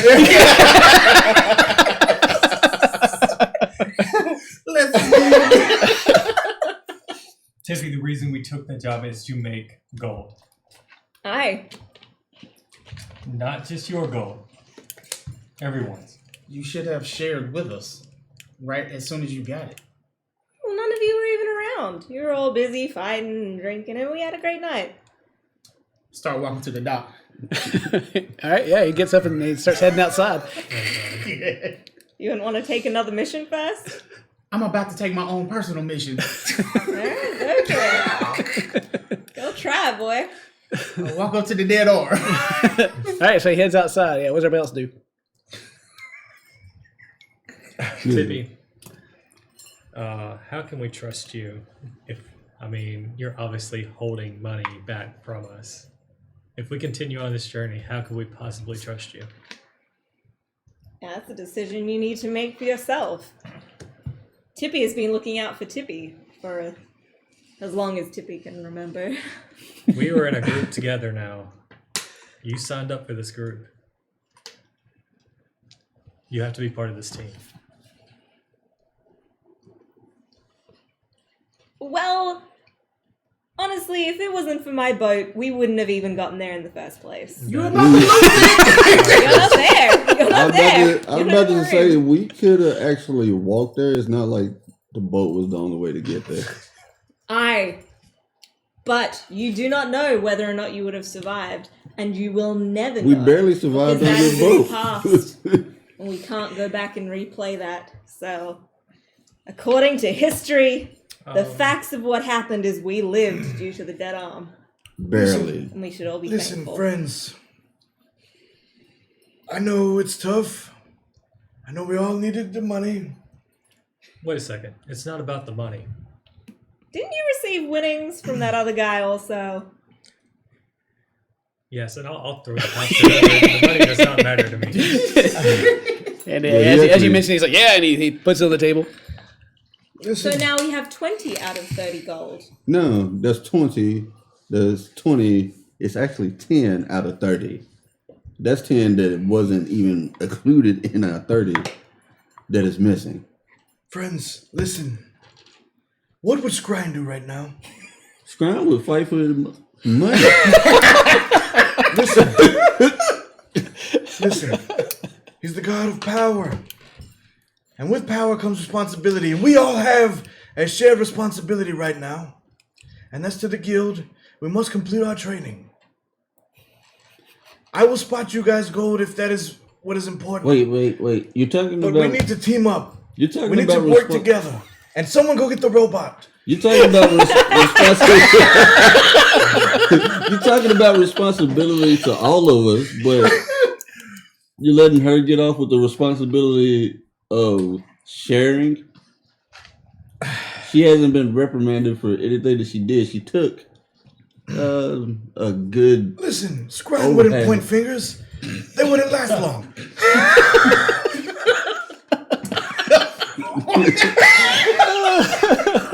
It makes no sense.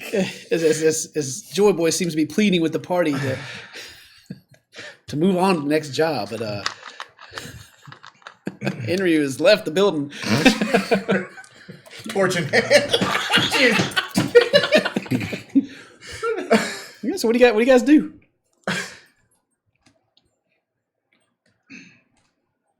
Tippy.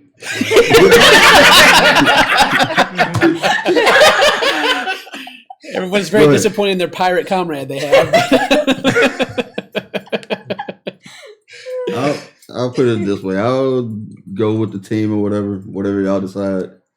But my purse come up short again. Not gonna be good. Mm-hmm.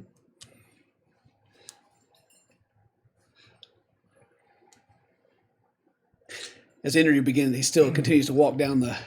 Dude. How far did you go? Oh, are we there yet? I'm walking straight there. I mean, it's straight beeline. Just the conversation will probably get you to about the spot where you fought the dragon. all right. Keep on going. All right, yeah. What the rest of you guys doing? I'm And waiting after- on Norris. Yeah. Yeah, after I say that, I'm going to Norris's. All right, yeah. So you heading upstairs? Okay, cool. Well, yeah, you get up there and you knock on the door, and then we cut back to interview. You're sitting on the dock, looking at the dead arm, torch in hand, just. Just like I'm gonna run after him. Joey goes after him, and it's gonna take you just a little minute to get there. So yeah, what do you do? Like you're sitting there, no one stopped you yet. yeah, I got the torch. I'm just like got it real back. I'm just like Now, do you have like a depending on what you do you have like a vision of your master? Like I was it's more like a vision. You see him, and he's out in the clouds. Yeah, he's out there in the clouds. Let me think. What would he say? Yeah. Does it give you the Professor Oak? Now's not the time and place for that. I just love that we have a monk willing to burn down someone's home for 5 gold. Because if it was all equally spent, it would be 5 gold. My goal. At the end of the day, my goal. But as he looks, he just anger only brings more anger. Nothing will overcome with this, and just chunks it right off the side of the dock into the water. Yeah, and Joey, as you're coming around the corner, you just see him kind of go, just kind of throw it. As soon as I see him throw it, I kind of see it go in the water. Well, right now it's like he kind of come around, and he's like throwing it, and you just kind of, so you can take a second to see where it goes. Yeah, let me do that. All right, yeah, and it's goes into the water, and then Joy stops. I just turn back around, kind of with a proud look on my face. He didn't do it. I walk back. You walk back? Yeah. And do you walk back after you throw it in the water? Yeah, then I just strike one. You'll see Joy in the distance as you're going back. Joy, I see that you're out here. Yeah, you like call out for him? Yeah. Oh, Joy! And you're still waiting after you knocked on the door. There hasn't been an answer yet. I'm just gonna catch up to Joy and say, what brings you here, my friend? Oh, it's just fresh air. It's good. I'm glad you also let the cool fresh air. It's calm me down. refreshing and cooling to a hot fire. You never know. Shall we go ahead and get the mission? We should, friend. All right, let's go ahead. All right, there you guys are on the way back. You guys still waiting downstairs, and Balazar, you've knocked on the door, and you've been standing there for a good 20 seconds, 30 seconds. Knock again. A lot harder this time. Yeah, kind of boom, boom, boom. Like, knock so hard it just dust coming off. Yeah, you give it a good smacking. Yeah, and just even downstairs, you guys can hear boom, boom, boom from upstairs. And a couple moments pass, and you can hear on the other side another door opens, and little footsteps come to the door, and it kind of cracks open, and you can see Norris. He's fully dressed, and he Still has a mask on. Yeah, still above his face. And he kind of looks out, and then you kind of see above him this like red cloth kind of looks out the door too.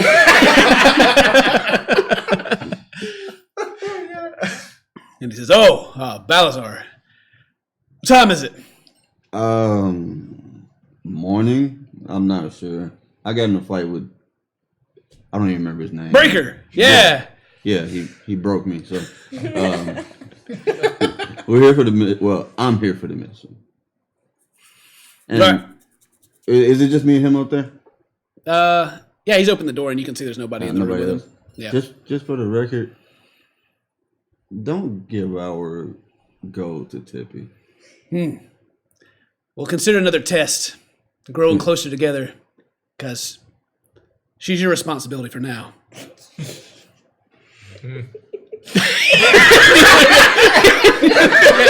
He's still sitting there. I pull out my whiskey and my water skin and take a sip. I'm sure you guys can put her on the right path. Or I hope so. For your own sake. That's what he says to you. Still looking behind you like, who is he talking to? Sure. And he'll step out of the room and close the door behind him. He'll start going downstairs. And I duck out of the way of the scar. Yeah, kind of moves around. Kind of looks at you as it goes by. But yeah, he starts heading downstairs. I guess you follow him down, or do you? Yeah, I'll follow him. Okay. So yeah, Norris comes downstairs, followed by Balazar, and about the same time, you two walk back in. And he says, "All right, follow me." And he starts heading towards the front door. Then walks between you two. Tip gets up and goes. Yeah. And if you guys follow him, he starts walking. Where's my map at? To around towards the north. Well, more like the west side of town. Did everybody go? Everybody going with? Or Yeah. Everybody say Okay. So yeah, he goes and he's in the distance. You can see this large tower that much taller than all the other buildings.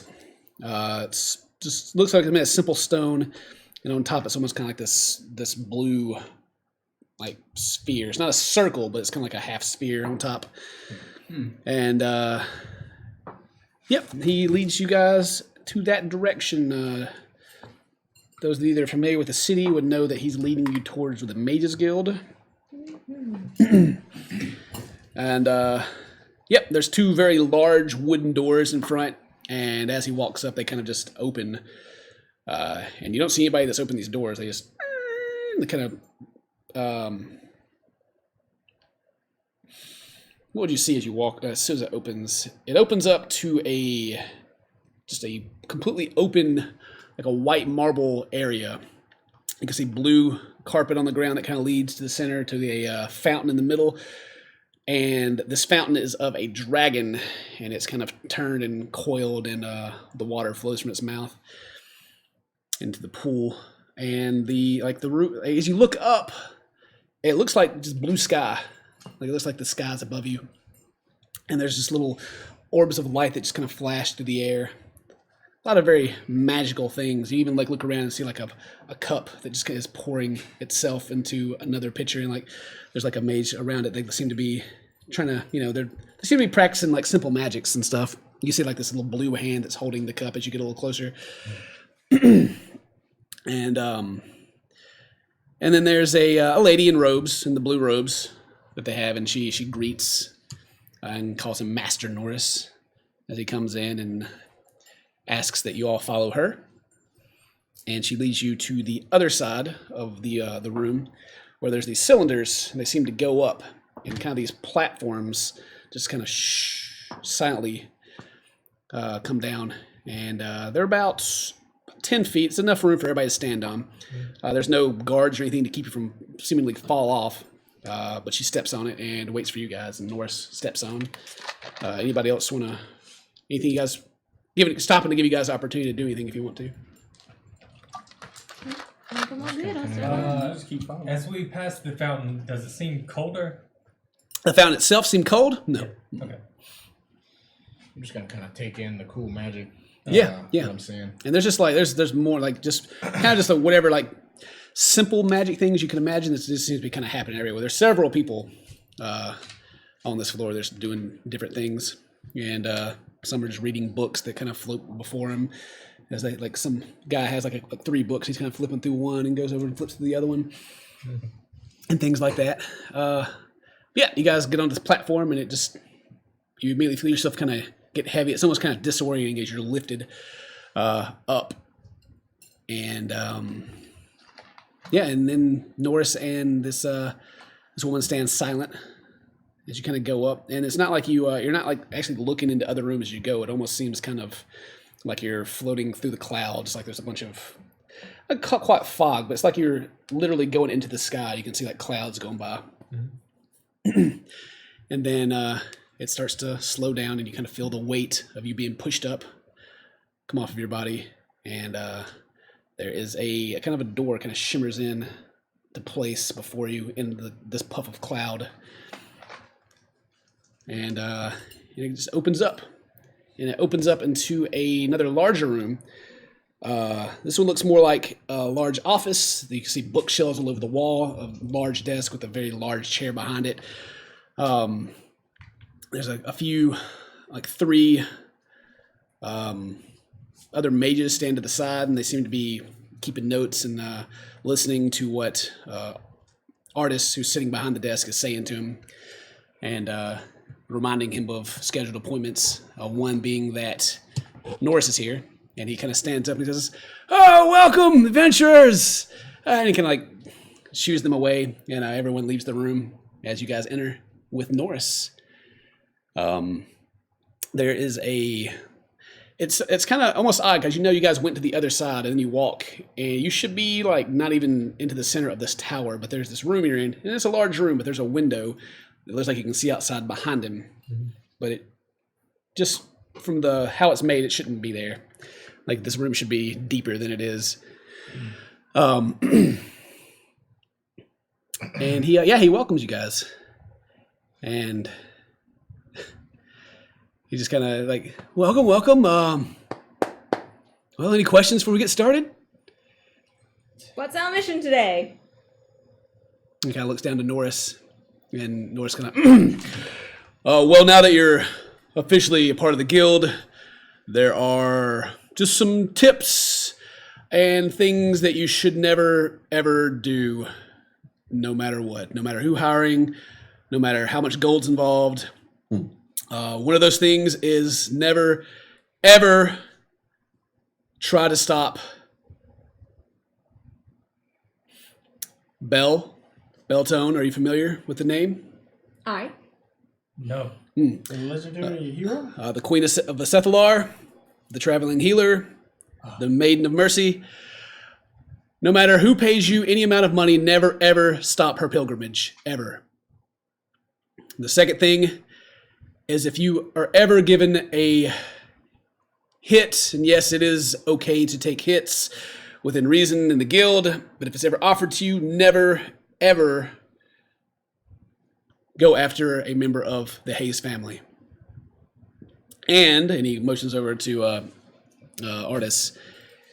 These, and he kind of reaches over the desk and has 2 crystals in his hands. These are memories of some that have done such things, and you are here to witness these under his guidance so that you don't get lost yourself. Is everyone okay with this? The chances of you losing your mind are very slim under the control of Artis, but the chance is there. But this is a necessary step within the guild, as the guild has a deep history with the Sethalar and the Hayes themselves. I don't have anything against the Hayes. Good. So what's going to happen? He kind of turns to Artis, and Artis kind of like smiles, like he's excited to tell you almost. So these crystals here, they are memories of the past.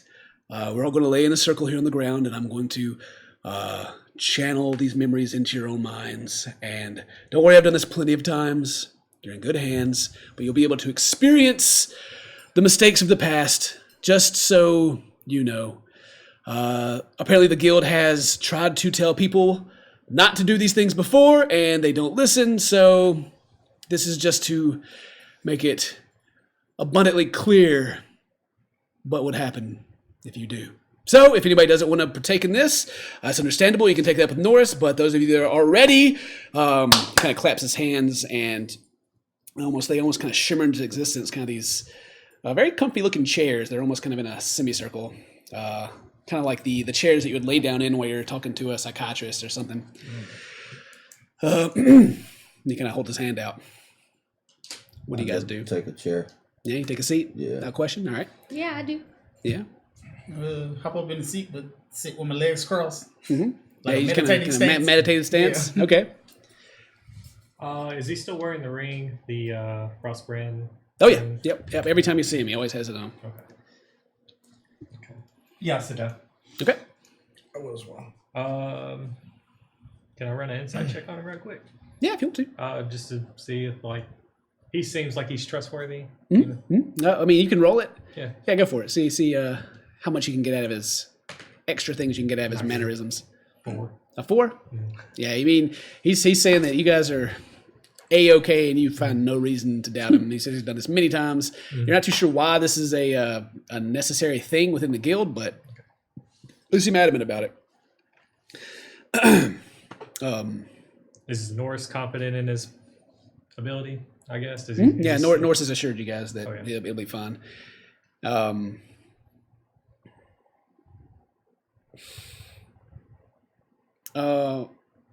Yeah, so you guys all sit down, and the artist kind of goes. He's going around the circle right now to kind of each one of you, And now I'm just going to imagine in my head that you guys are kind of sitting around like you are at the table right now. And he goes to Joy, and he kind of touches your head, and the rest of you that are looking can see kind of this white light appear under his head, and you feel almost like kind of tickly fingers over your skull. He's not touching you, but you kind of just feel like it's kind of run down. They almost kind of go to your ear, and he sits there for a second.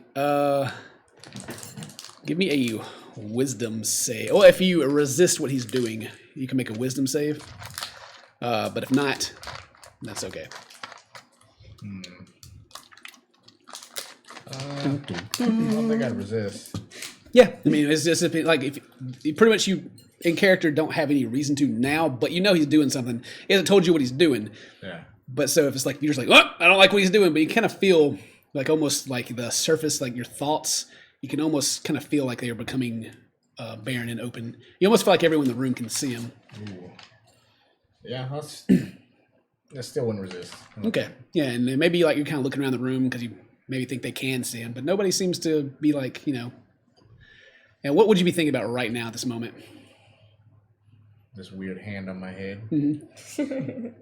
and you kind of feel like a little like a little scratch. Yeah. It's like his fingernail.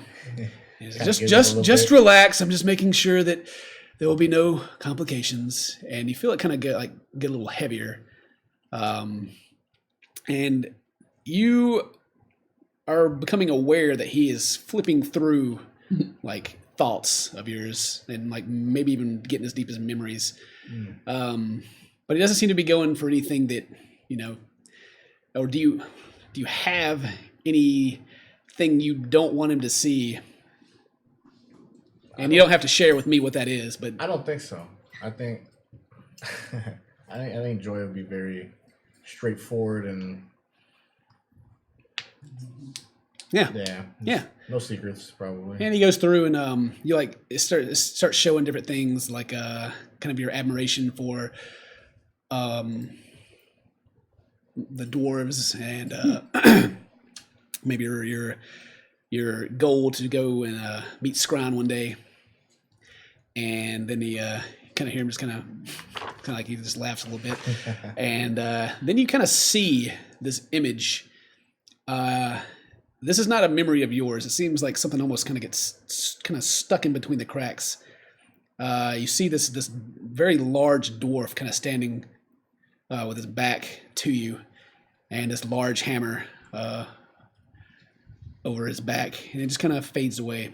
Like there's this. You see this, and in your head that this is a image of Scran. And it's a glimpse, and he kind of taps you on the shoulder. All right, you're good. Don't worry about it. Hope you meet him one day. Oh, well, thank you. I'd like to learn just in general. You know, I have a wonderful affinity for technology and. Well, I'm sure you'd fit right in. He kind of gives you a pat on the shoulder and walks over to Balazar. And same thing. He just kind of, without asking, just kind of puts his hand over your head, and the same thing that happened with Joy begins to happen. At first, it's just kind of like what your surface thinking. You feel like it's laid bare, and that anyone in the room could see it. It almost feels like. And then he'll start to go deeper. Is there anything that you would try to keep him out of or resist? No. Okay. And he goes through, and you start seeing like I guess kind of more of probably your childhood, I guess, and maybe kind of a feeling of being alone, being like kind of the outsider, and you've always been kind of the only Ganassi you know of. And then kind of maybe even like a longing of companionship and friendship, and maybe the thought that you're in this party that you're in, they seem all right, but you're not, you know. Not too sure. Maybe you're not too sure about them just quite yet. And he gives you a big poofy pat on the shoulder. The dirt flies off. And he's like, don't worry. There's more of your kind out there. You'll find them. All right. And then he goes to you, and he kind of stops for a second and just kind of like looks you over.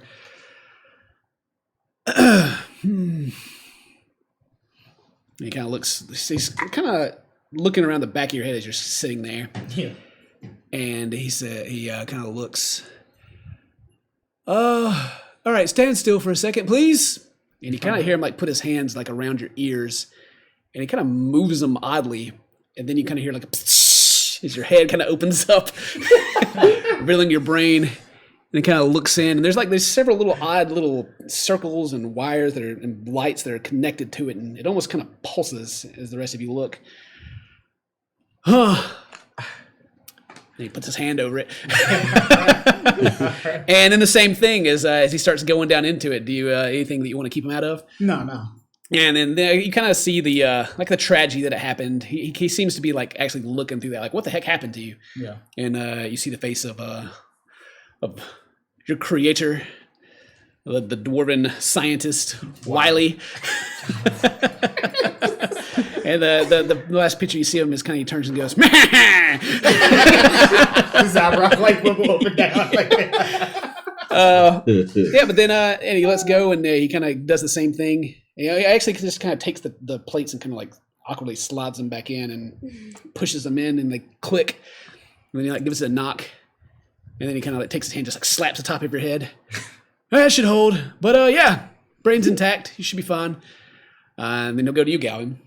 Same thing. Anything you want to stop him from? Yep. Okay, so he'll start going in and he'll get to the surface thoughts. And then you realize what he's doing as he's reading your mind or detecting your thoughts. And then he starts to go deeper. So at this time, if you want to keep him out, make your wisdom saving. It is wisdom, isn't it, for this? I think it is. Okay. Pretty sure. Wisdom saving throw.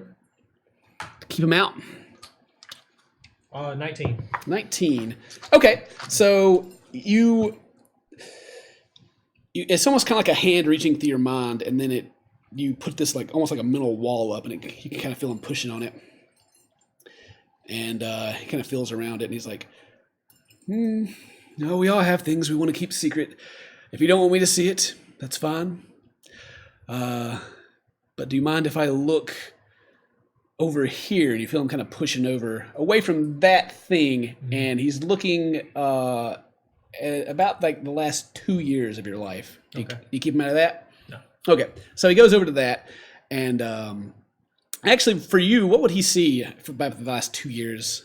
Would you be out adventuring and map making? Or? He would be map making with his mentor. Okay, yeah. So you it's almost like you're reminded of the time you spent with your mentor and the things that you guys did, and then your journey when you left and came over here, and he doesn't spend a lot of time in there, as he can tell that you don't want him in there, and he's like, all right, and then he moves over to you, Tippy. Heck yeah. Yeah. Yeah, you gonna stop him? Like you feel like as soon as I imagine he puts his hand on your head, you start to feel your basic thoughts. Do you start trying to resist at this point? No, that's fine. So as he's doing this, as he gets to like your surface thoughts, like what you're thinking in your head at that time, are you thinking like, hell no, you're not getting in here? Or, She would be very resistive after hearing that he's saying stuff as if he's reading other people's minds. So yeah, you're The like, whole situation would make it very uncomfortable. So as he's sitting there, he's like, just relax, Tippy. This will only take a moment. Just making sure that, there's nothing. There's a lot of odd things in this world that can mess this up. So, and as soon as he says that, you almost feel kind of like this pressure in your head as he pushes deeper. And so are there things that you don't want him to see? Yeah, anything from like, I don't know, the past, like 10 years ago. Anything greater than 10 years? Okay, so he starts, you can see him going through, and you see him, you kind of see recent events and the conversation you had with everybody, and then Norris handing the gold. And he never gets quite back to 10 years. Like it's almost like maybe you were thinking about that you don't. Like you had that thought of, I don't want him to see what was back 10 years ago, and he's caught on, and he goes back a couple of years, and just kind of he doesn't seem to really look for anything in particular, like anything of importance. And you've all kind of noticed that he's not really looking for anything specific. And then he comes out, and then he goes over to Hallinir, same thing. He goes, puts his hand above your head, and you feel the tendrils of his magic begin to work their way. Then he gets to your surface thoughts. Do you resist at this point? Okay, he starts to go a little deeper. Anything recent, probably past 5 years that you don't want him to get to? I'll let him see it all. Okay. So There's dust, shadow, and ash. Mhm. You can see bodies laying around, pools of blood. yeah. There's a sense of pain and loss, fear. There's something missing. An identity. One that's not his own. Perhaps a tribute to his patron, the Raven Queen. Now this piece that's missing, because he actually seemed like as he's going through it, and he finds this missing part, and you can almost feel it, like kind of like almost like his hands, like it's just this void, and you can see him like kind of outlining it. You can feel it in your mind. Is this like a? It's like memories that have been taken away. Yeah. So would you say there's like just kind of holes punched in different places? Yeah. And he's kind of going through, and he sees like different holes punched, and as he's doing it, it almost kind of like makes you jump. Almost, it's not painful, but it's like the illusion of almost pain as he does it. And every time he does it, you almost see, it's like several ravens are in your face and flapping, and it just kind of makes you jump. And you guys can see him too. He can see him too. Oh yeah, and he doesn't flinch. You obviously do, and he kind of has his brow furrowed, and he's spending a lot more time on Halinair than he did with any of you guys. And you can see Halinair is kind of, maybe not physical, but you do like wince, and maybe you sit there and keep concentrating, and he keeps going back, and he finds another hole, and then you can feel him looking around that area, almost like he's looking for like what caused this. Then he goes back again, and almost every time he makes this jump past the hole, it's like when that moment happens. And after he gets to another one, it's kind of like almost like he finds something, and he stops for a moment, and it starts to feel like a lot of pressure, like in your head. And he really starts to try to push on this one void, like he's trying to like roll the edges out or something. And you can almost see like a vision of an elven queen on the throne. And she's surrounded, there's different mirrors. You can't quite tell what she's looking at, but she's laughing. Maybe insanity, maybe just joy, you're not sure, but it kind of makes give you both goosebumps, and he kind of lets go. And you come back out. For you almost kind of went to a daydream, and probably about 10 minutes has passed for everybody else if you've been watching this, unless anybody tried to interrupt. If you did, Norris would have been like, don't touch this. He sits there for a moment, and he's like, And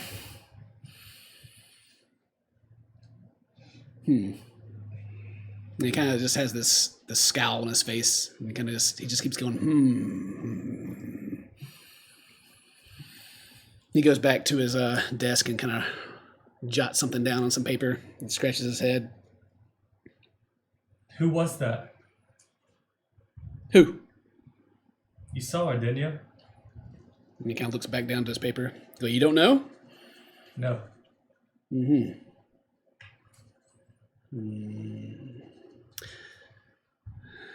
That would be the one you pray to, I believe. Do you know her name? I call her Queen. Matron of Ravens. That's what I see when I see her. Well, if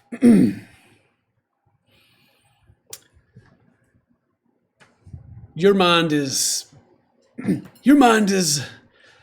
her domain, and I don't think it's my position to fill in the gaps that she doesn't want filled. But everyone should be fine. And he can like see him kind of like wipe a little bit of sweat from his brow. All right, ready to begin? All right. Yeah! And we'll take a break right there. We'll come back in a minute.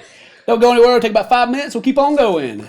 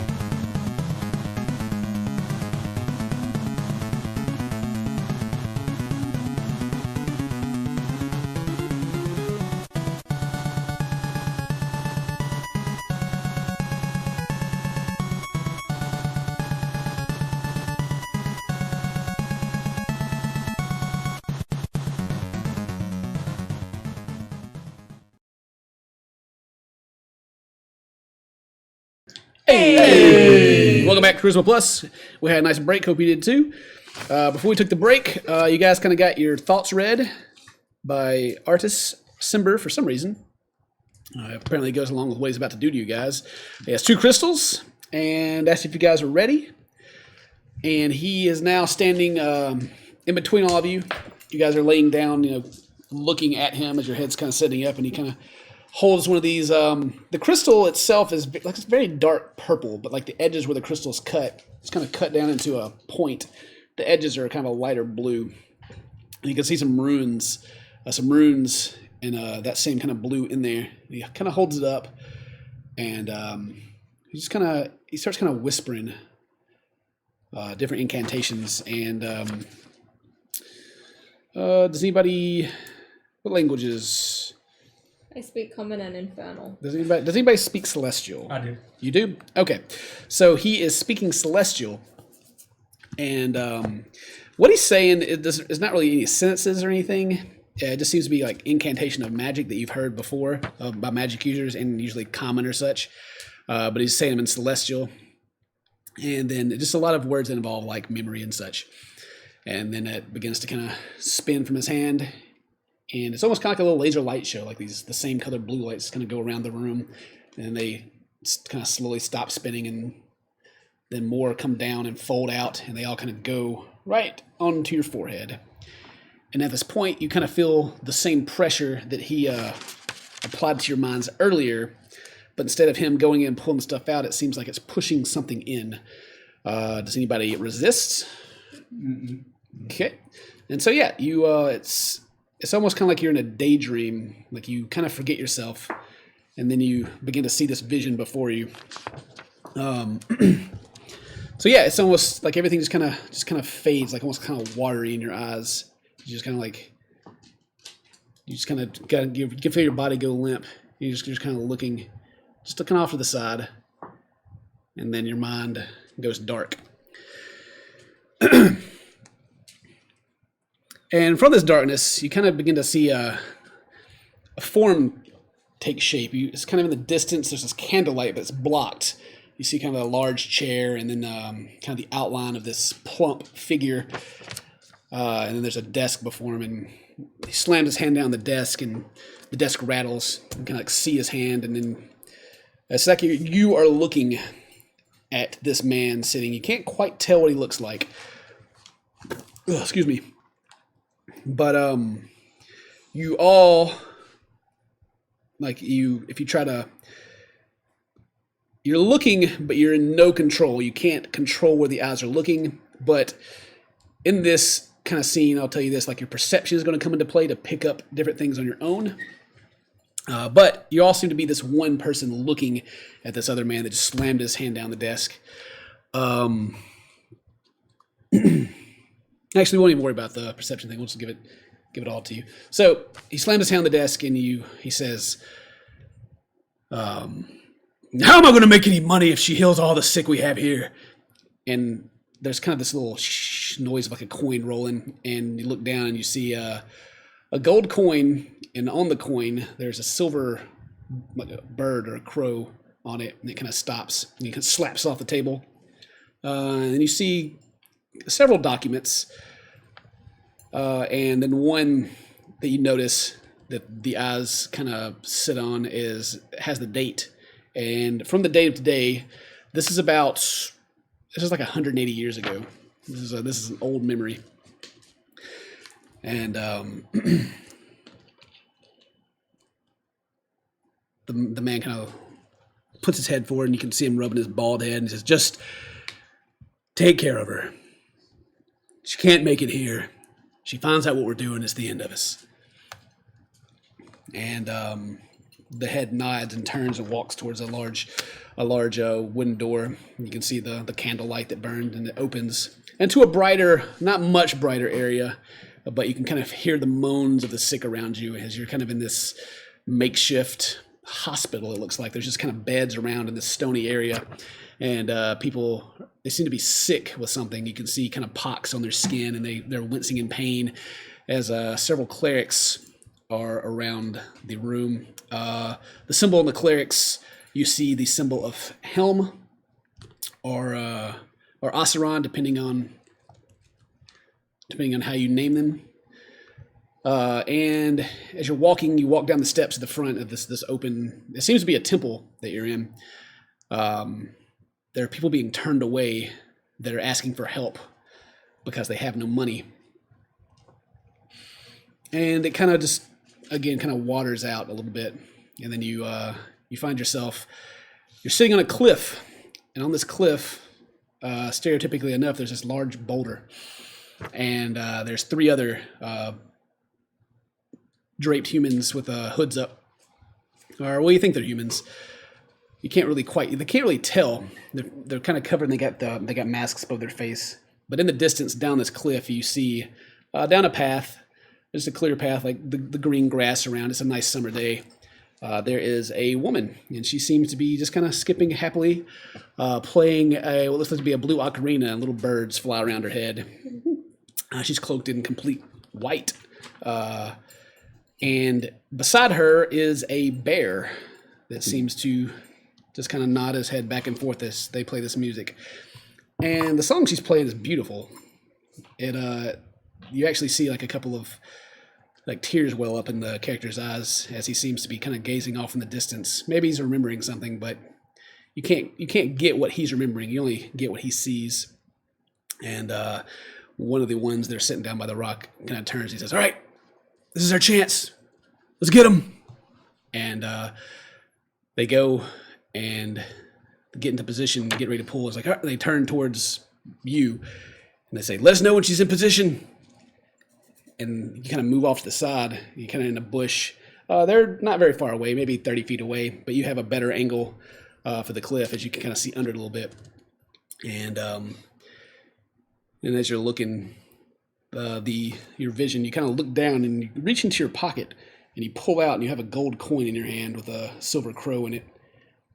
And you look up, and as you do, the 3 that are behind the boulder prepared to push, several arrows kind of just shoot from this forest line that's behind you into the back of one of them, and you begin to look like around, and you pull a blade out, and he begins to breathe heavy, and he begins to run in that direction, and you hear one of them say that they sold us out. It's a setup, and as he says that, you can just like there's just almost like this white light that kind of shakes by, and his throat is cut, and he starts gagging and holding his throat, and he lays on the ground and slowly bleeds out.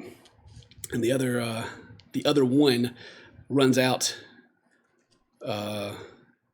into the woods with his blade drawn, and you just hear a couple of slashes and then nothing. And your characters that you are is breathing heavily and panicking, and he kind of, his chest lurches up and he kind of holds down, and you see a blade sticking out, and then suddenly surrounded by other figures in black, and they all have daggers stuck into his gut. And then as he falls down holding himself and falls to the ground and looks up, he sees 5 figures looking over him, and then they're just gone. And it kind of fades back out, and you guys are back in the room again. And as you guys kind of come back to, Nora says, "All right, well, that is an example of what happens to those who try to stop Beltone Hayes. The crows are not to be messed with. They are our brothers in the guild. If anyone ever somehow talks you in to trying to mess with Bell, this is your fate. You've been warned. Hopefully, you'll not make the mistakes of those in the past." That happened very sudden. quite quickly as well. Look at his knees.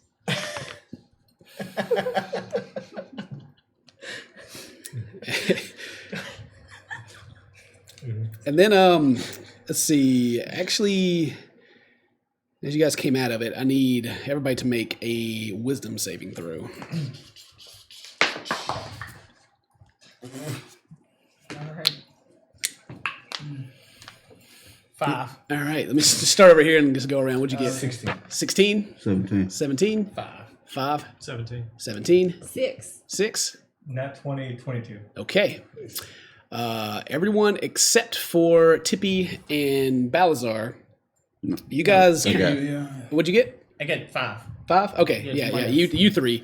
You guys don't get this. The other, as you're kind of coming out, they kind of come to first. But as you're laying there, and these figures disappear, your body kind of rolls to the side as you're dying, and you can feel yourself dying.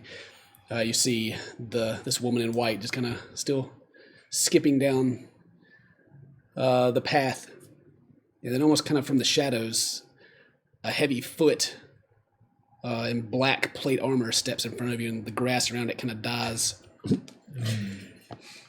And you hear this kind of deep growling voice say, it's almost hard to understand. It's just like it seems muffled, and it says, "I have a special place for idiots like you." And then the very last thing that you see is almost like you're looking into a pit of pain, torture, and fire, and then you come out.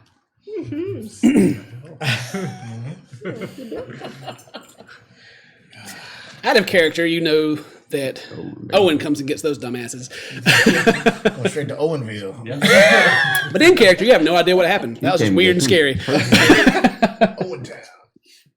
All right.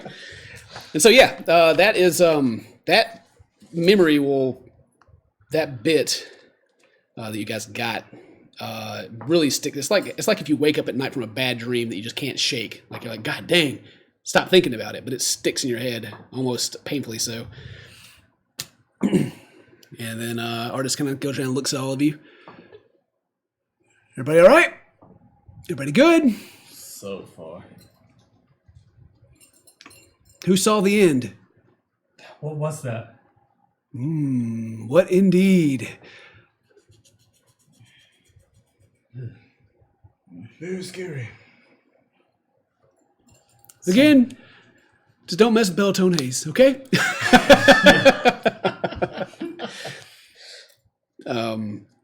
But yeah, and then like I guess we went over this. Most of you have heard of Bellatone. Halander, I guess you have not, but the ones that have know. You guys know that she is one of the people in the book, and has very powerful allies, and they just keep going over like, do not mess with them. All right, who's ready for the next one? Yeah, everybody good? Everybody ready to go? Let's do it. All right, this is the last one. Don't worry. This one is sorry, he just kind of holds it up and begins to speak in Celestial again. And this one's just slightly different. You can just kind of tell from the tone that he uses, just a little more, it's a little deeper that he uses. And again, it begins to spin. This one, it's kind of got this dark purple look, but then the same blue from the other one is now red. And the symbol is a little different, and it does the same kind of the laser light show, and it comes down over all of your heads, and everything kind of fades away. Excuse me. So this time, you find yourself looking in a mirror, and you're checking your hair and how you look, and you're a young human woman. No, not young. But you're a young. You're like 20. 18 to 20. You see yourself in the mirror. You got black hair, and you're attractive. And you were wearing. She kind of fits everything, and you just kind of look down, and you can, kind of get a good look. And she's fixing herself.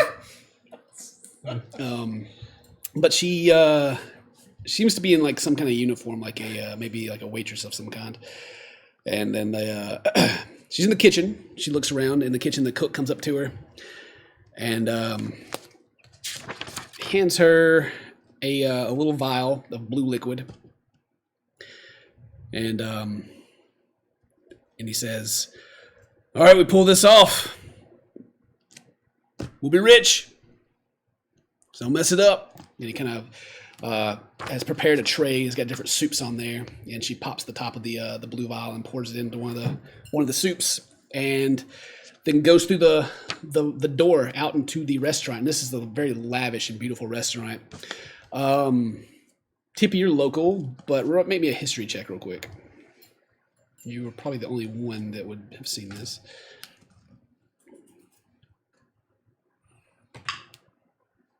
18. Okay, so you actually kind of recognize this place.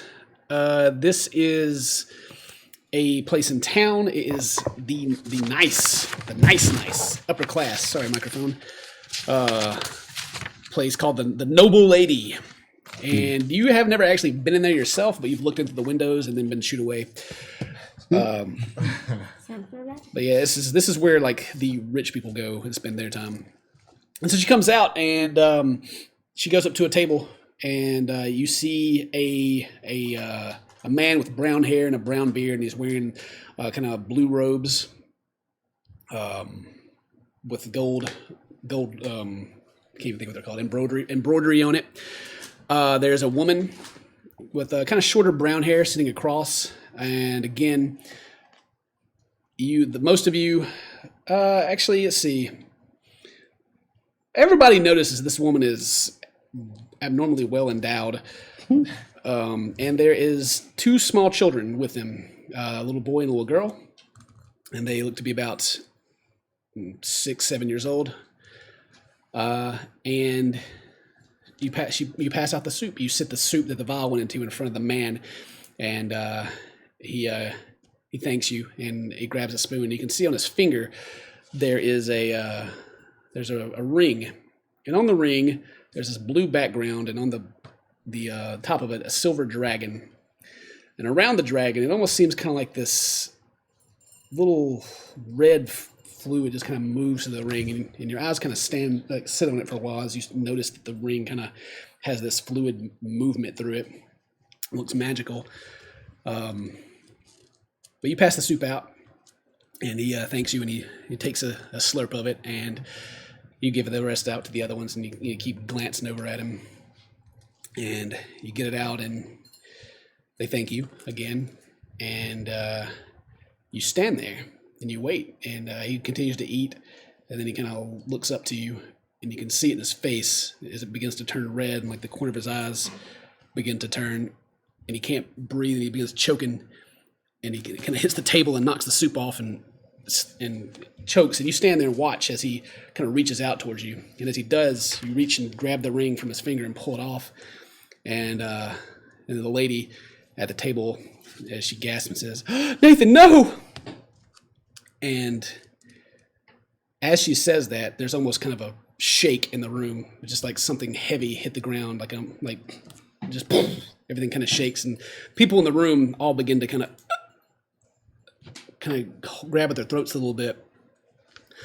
The water in the glasses begin to turn red, and as you're moving away and kind of looking over your shoulder, this happens. You kind of rub your face, and you have blood on your hand, and you turn around and look again, and you see him laying face down on the table, and it's almost kind of like this circle is going around the table, just like almost kind of smoky. It's red. It just kind of swirls around like in smoke. It comes around and comes around again, and you hear the woman say, "Ruby, no, don't hurt everyone." And the room kind of grows darker, and in the back of the room, behind the person laying face down, you see this shadow, and almost like these demon-like wings appear behind it, and red eyes that seem to look directly at you, and you turn and run. And you run, and you run, and you panic, and you run, and you get to it looks like kind of a worn-down shack, and just outside, about to go in, there's that same cook that you just seen. He seemed to have left just as he spoke to you and walked out. And he catches you, and he looks, surprised. He's like, "What? Are you okay? You didn't drink the soup, did you?" As he jokes and wipes the blood, and in a panic, you try to tell him what happened, and that doesn't make any sense. Come inside, and you open the door, and you continue to try to tell him that what you saw, and he's like, "That doesn't matter. Do you have the ring? All we need is the ring." And yeah, and you shakily hand him the ring, and he takes it, and he says, we're gonna be just fine. And he gives you a hug, and you're looking over his shoulder, and it's almost as you blink, this lady is standing there suddenly, and she's got just a silken red simple dress on and blonde hair, and she looks like she's about her mid-20s. Just very slender and pale skin, and one of her eyes is a little red. And you guys know this is Ruby out of character, but there's no grotesquely huge arm or anything. She looks perfectly normal, but she's there. And you gasp and step back, and the man with you turns around and like, "Who are you?" and runs up to her, and not even in a threatening way, just like, "Who are you?" and like turns around and walks to her, and she backhands him, and the top part of his body hits the wall, and the blood splatter, and his legs kind of limp over and fall to the ground, and this woman in red kind of slowly approaches you, and this woman that you are right now doesn't run, and you can kind of feel just a light touch on your face, and she grabs you around the jaw, and her eyes both begin to just almost like peer into the person, and she, the lady in red says, "You're mine now. You sold your soul." And she kind of reaches behind her and pulls out this sack of gold for 10,000 gold. And she places it in your hand, and it kind of weighs heavily as you kind of spill it to the ground. "Your life is mine now. Go to your love and never leave his side." And that's all she says. And immediately this character goes to where this torso, the top part of his body is laid against the wall, obviously dead, and you sit beside it. And you just look at this close look of his face as you kind of just nuzzle in beside him. And you hear footsteps as the man who was poisoned walks in, and he comes down to you, and he takes the ring from you, and he looks at you with regret, like he feels sorry for you. And he walks out, and the memory begins to slowly fade. So everybody make a wisdom saving throw again.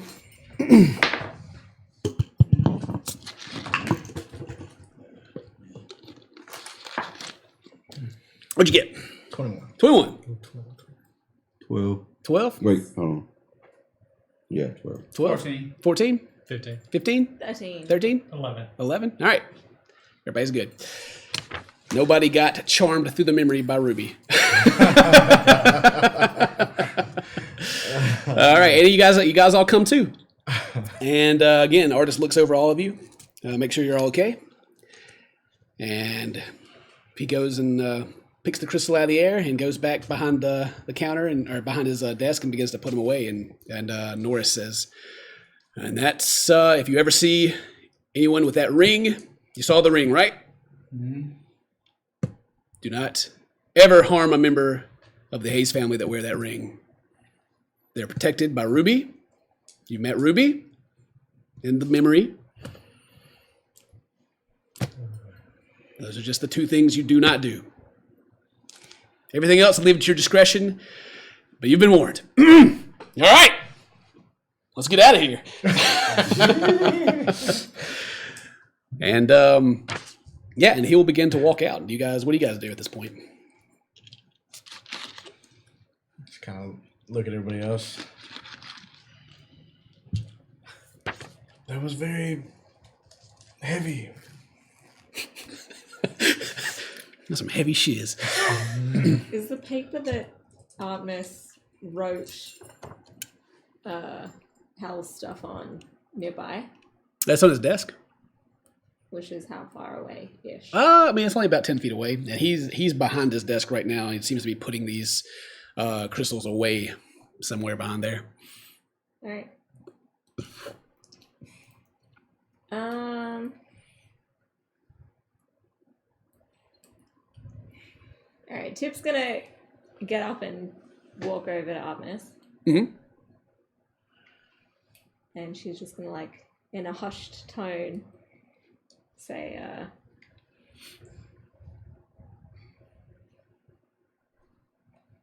I hope whatever you saw when you were poking around in our brains isn't going to affect anything later on.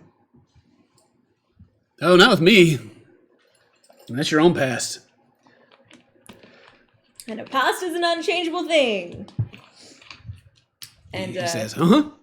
she's gonna try and glance down at the paper. Yeah, you tried like sneak a look at it. Yeah. Oh yeah, just give me perception just to see like because it's like old man writing. You know, like kind of look at it. 17. 17. Okay, yeah, you can like you kind of look across the desk, try to figure out where he wrote it at, and you see it, and from that distance you see that he wrote Raven Queen. What was your race name again? Asimar. Asimar, yeah. Asimar, connection, question mark, memories taken equal proof, maybe linked, will watch. All right. It's just kind of like he's made a note to himself to like not forget this. Yeah. Because he's a busy man. He's got a lot of things going on. He's got to make memos. Yeah. All Yeah, right. that's what it says. Well, then she'll probably start following Norris if he's heading out. Yeah, he walks over back out the door and to that platform that's kind of in the clouds. Yeah, me too. Yep. I'll follow. Yeah, I'll follow. All right. I'll go up to Artis and shake his hand.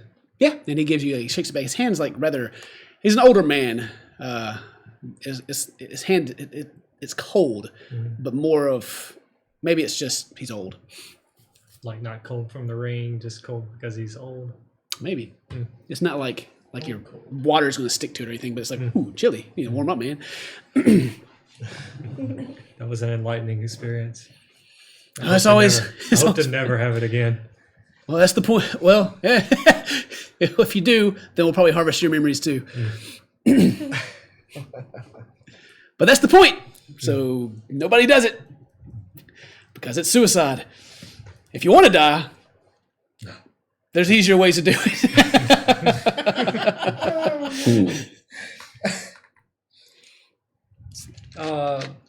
I'll glance down at his desk. Does he have any books similar to the ones I was talking about? There's the night before? I mean, he does have. There's some books on his desk, and there's some open pieces of paper. If you glance down, most of it seems to be like schedules and meeting times and stuff like that. Give me the. She was trying to look at something directly. I guess you're trying to give me an investigate. Okay. 11. 11. It's mostly that, and then you can see one of the documents he has. It seems to kind of just talk about the worms a little bit, but there's no like information that you don't already have on it. Okay. I'll thank him again, then I will head toward Norris. All right, yeah. Then everybody's waiting, and after you guys get on, it's just like this quiet ride down. Like, what did we would just watch? So like everybody's just kind of processing what they saw, I'm sure. Yeah. And well, Norris will, as you kind of get close to the bottom, Norris will speak and be like, "Oh, don't worry, it's not that bad. It's just, there are powerful beings in this world that happen to protect those chosen by fate in the past. I mean." He just kind of like shrugs, like, I mean, they're all nice people. I met most of them. They just kind of like reassure you, like, it's not that big of a deal. It's just don't take jobs like these. And the door opens up at the bar. Well, you get to the bottom. There's no door, but you kind of come out of the clouds and you're back in that room. And you get to the bottom, and Norris begins to walk out. And it's kind of the same thing as you guys saw when he came in. There's the fountain in the middle and different people practicing simple magics. Well, Norris, was this the last part of our training? Are we ready to take another mission. And he kind of turns around and like sideways as his scarf is above his head and kind of holds his hat, looks up. You're full-fledged adventurers now. Good job. Gives you the thumbs up. If you're ready to take a mission, just come by and see me.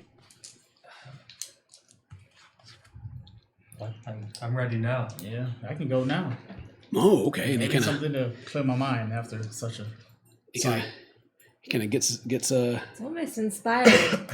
I hope one day I'd be that ferocious that people have to warn their friends. It's a nice family legacy to have, isn't it? And Norris just kind of shrugs. And as you say that, you can make an insight check on Norris.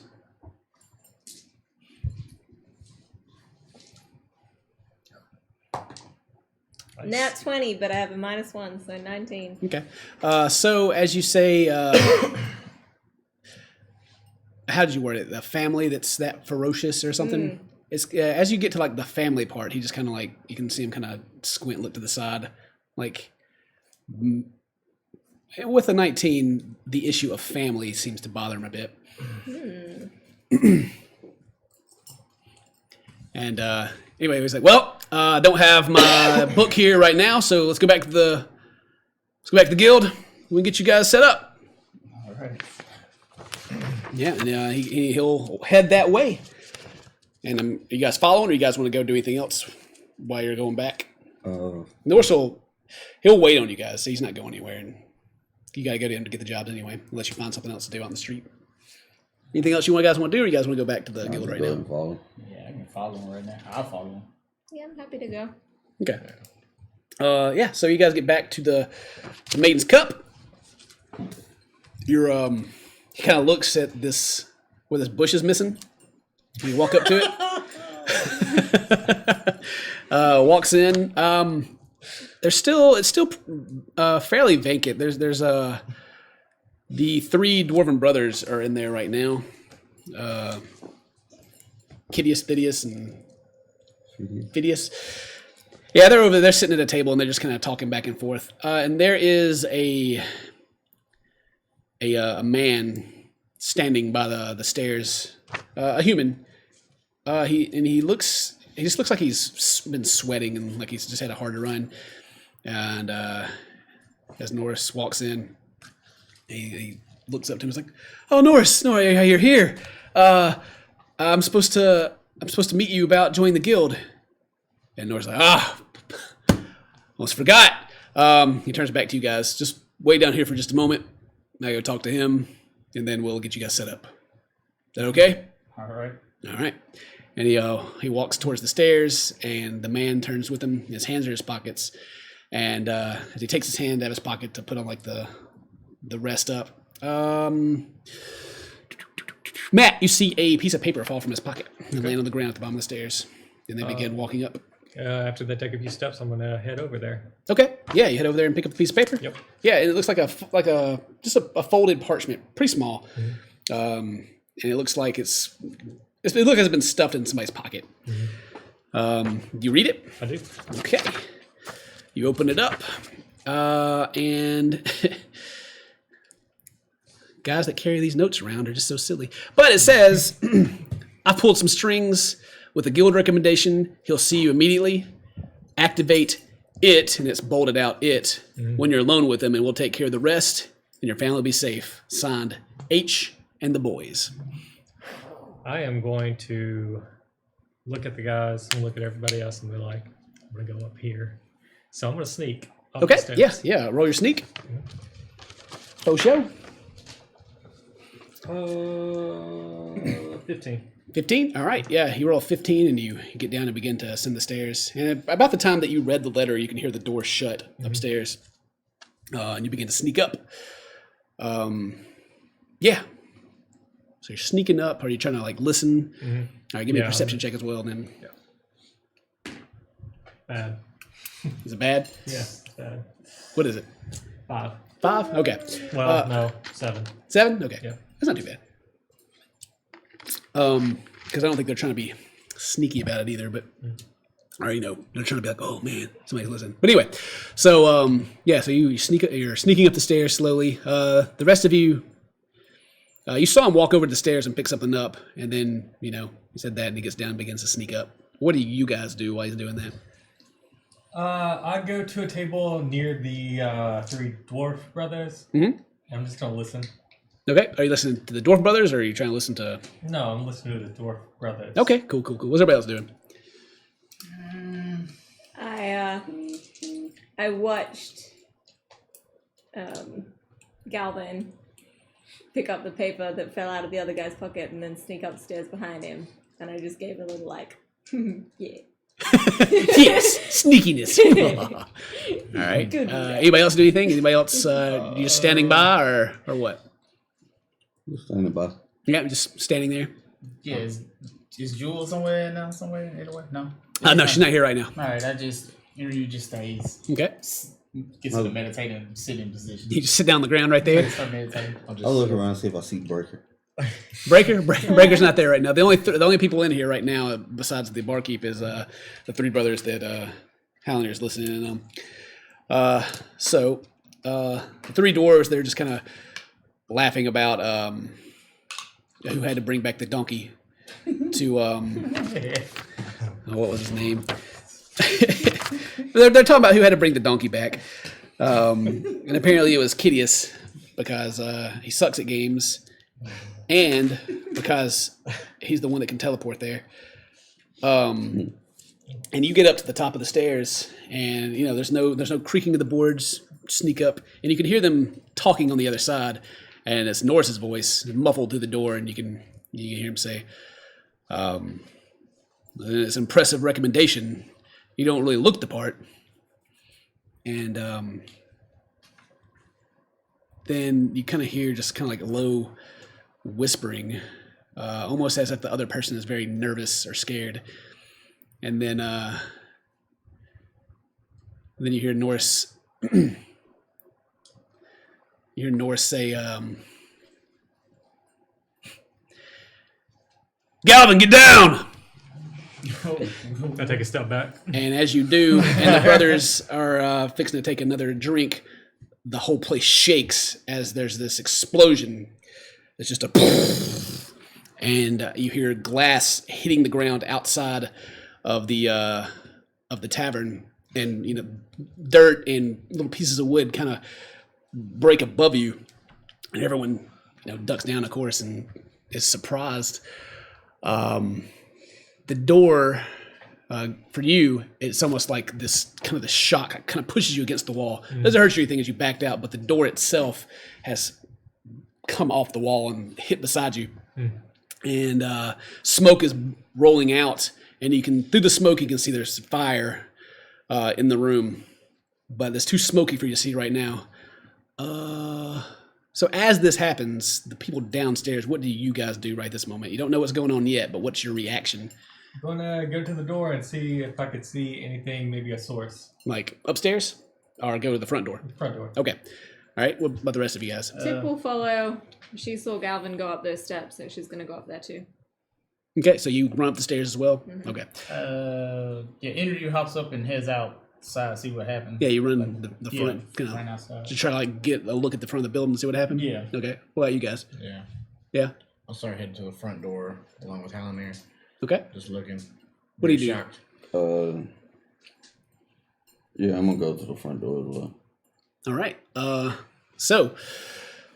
And then Galvin, what do you do at this point? Do you try to look through the smoke and? Yeah, I'm gonna kind of duck and go through and see if I can see anything. Okay. You go in. Give me another perception check because there's a lot of smoke. It's very hard to see. The smoke itself kind of stings your eyes. All right.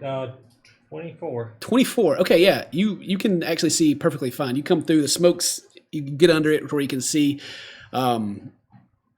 And what you guys see at this point is those of you guys that went outside. So I got a little board drawn here.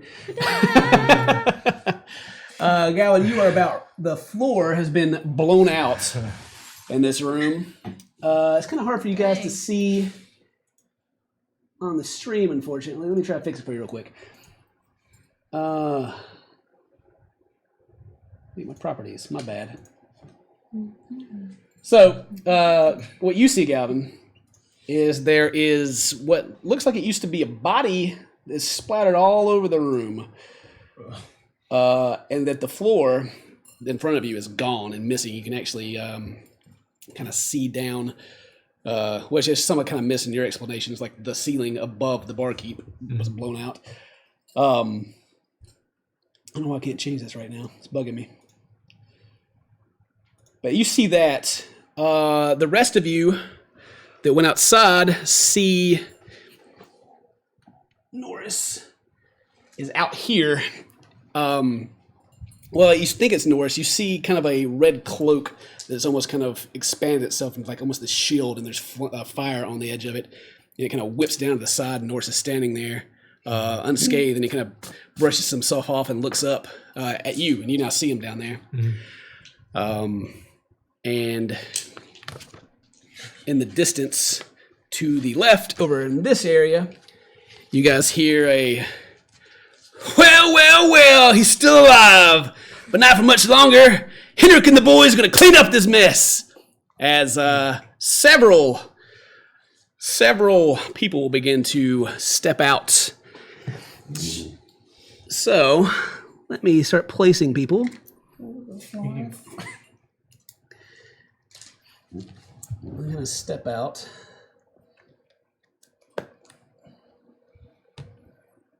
Almost like the flying V right here. Where is he? I'm going to get the mighty That's dunk. the best move ever, man. We finna lose. Actually, I got to move him. Can't be the flying V. So this guy right here is the guy talking the trash. And man, why can't I fix the map? It's bugging me. Oh, there we go. Okay, properties. Doesn't matter. You got a flying V right here. I bet they're doing these too. Does anyone know the knuckle punch? Anyone know that shot? Oh, God. There we go. Now you guys It's can really hard. I'm gonna have the Bash Brothers. Oh, God. We lose. This man here is talking that steps up, and there's 4 behind him, and they all have these dogs on chains. Oh, man. Then you can see 2 up here, and 2 up here. Step out. Oh, man. All right, here we go. And Norris stands up. And let's see, you guys, let me put you guys on the board. So you are up here. I'm saying we're right here. There's no wall here. That's all gone. So you don't have to worry about that. So give me you guys kind of ran out about here. There's a donkey here, by the way, too. It's not bothered. So what do you guys, who's in front? I know I ran out first. you ran out first, but did you stop and let them run past you? I'll let you guys get yourself set up here. I'll probably be in the middle of the street somewhere. Yeah? You want to be like, do you want to be further over here? Yeah. Okay. Like right there? That fine? Yep. All right. Jamar, where do you want to be at? I think I came out last. So. It doesn't matter. We can set you up on the board. I mean, as long as it's like within this area. I'm not going to put you way over there. Yeah, just Behind him. put me over there by Holland there. And be over here, this side or this side? That's how it works. All right. Tippy, where do you want to be? She went upstairs. She didn't go outside. Oh, yeah, that's true. You did. So you're probably about right here. This is the doorway. There's some fire. You kind of step past that so you're not getting burned. Oseron, not Oseron. Where do you want to be? He's back. The god is here. Going in first. Henry, where do you want to be? Yeah, put me on the other side of Helenair. Though. Here? Yeah. Okay. And I still got you. Is this? Yeah. That works. Is my plant good? Yeah. Your plant's right here. Your plant's here. It's fine. All right, good. Just take me right to the left of old Hal, right here. About 5 feet from Hal. Yeah, right there. Right here? Yeah. Okay. I'm sorry. Yeah, my angle. Yeah. All right, so you guys get set up, and as you guys get there, this dude, he sees you guys come out, and he gives a whistle, and you can hear some chains Oh my god. that seem to be. You can hear like something's being unshackled, and you hear heavy footsteps. He whistles. Get out, big nasty! And around the corner comes, and Big nasty. that is an Allosaurus. I could not find one of it. It comes around the corner and gives a roar. But it seems like you can tell, like it has a saddle on it. It is dressed as if it is one of the trained dinosaurs they have in town, and it gives out a roar. And Norris, he's standing there with a flame beside him. He just kind of scratches his ear a little bit and says, "Who put you up to this? I know you idiots didn't try to put anything like this together. Or maybe you did, because nothing like that would ever work." And then Henrik just kind of laughs. "Who do you think did?" And then Norris just kind of, he just kind of gets quiet, and he puts both of his arms out, and these two black blades that shimmer in the sun come out to each side. Oh boy. And he hits the ground beside him, and from his back, two more swords kind of spin into the air and kind of float around him. And he says, "Fenrir, come!" And almost like a flame beside him, like a Pokeball almost, his dire wolf that you guys remember from the last season appears beside him. Oh. Wait, let me look at my level again. Yeah, I think I'm gonna I'm gonna go back to my room and just let them deal with that. Yeah. And as he said that, he seemed to get a little more serious. And then you hear on in the distance again another voice. And as it speaks, it almost sounds like a feral growl. And it sounds much like Norris does, but just kind of this almost bear-like growl to it. And it says, "Still working for those shitty gods, are you, brother?" As Chuck steps around the corner. He's going to be Ayo's old character right now. Cool. And he actually just kind of walks all the way out at a turn. He doesn't care. And you see another short-statured creature at the same height as Norris. He has on kind of these brown... They look like they were pants at one time, but the bottoms of them were frayed off. And a belt of rope around his stomach is shirtless. And he has these wraps around his hands that kind of flow off into the wind. But in his hand, he's carrying an axe. But the axe looks odd. It almost looks like it has gears and mechanical parts that are kind of clicking inside. And it's a very bronze color. And he says, "It's time to come home." And we'll stop right there. We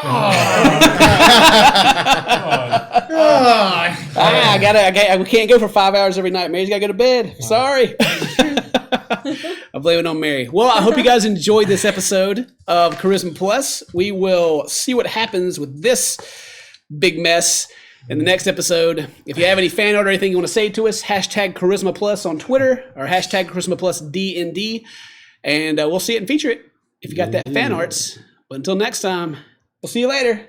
Bye.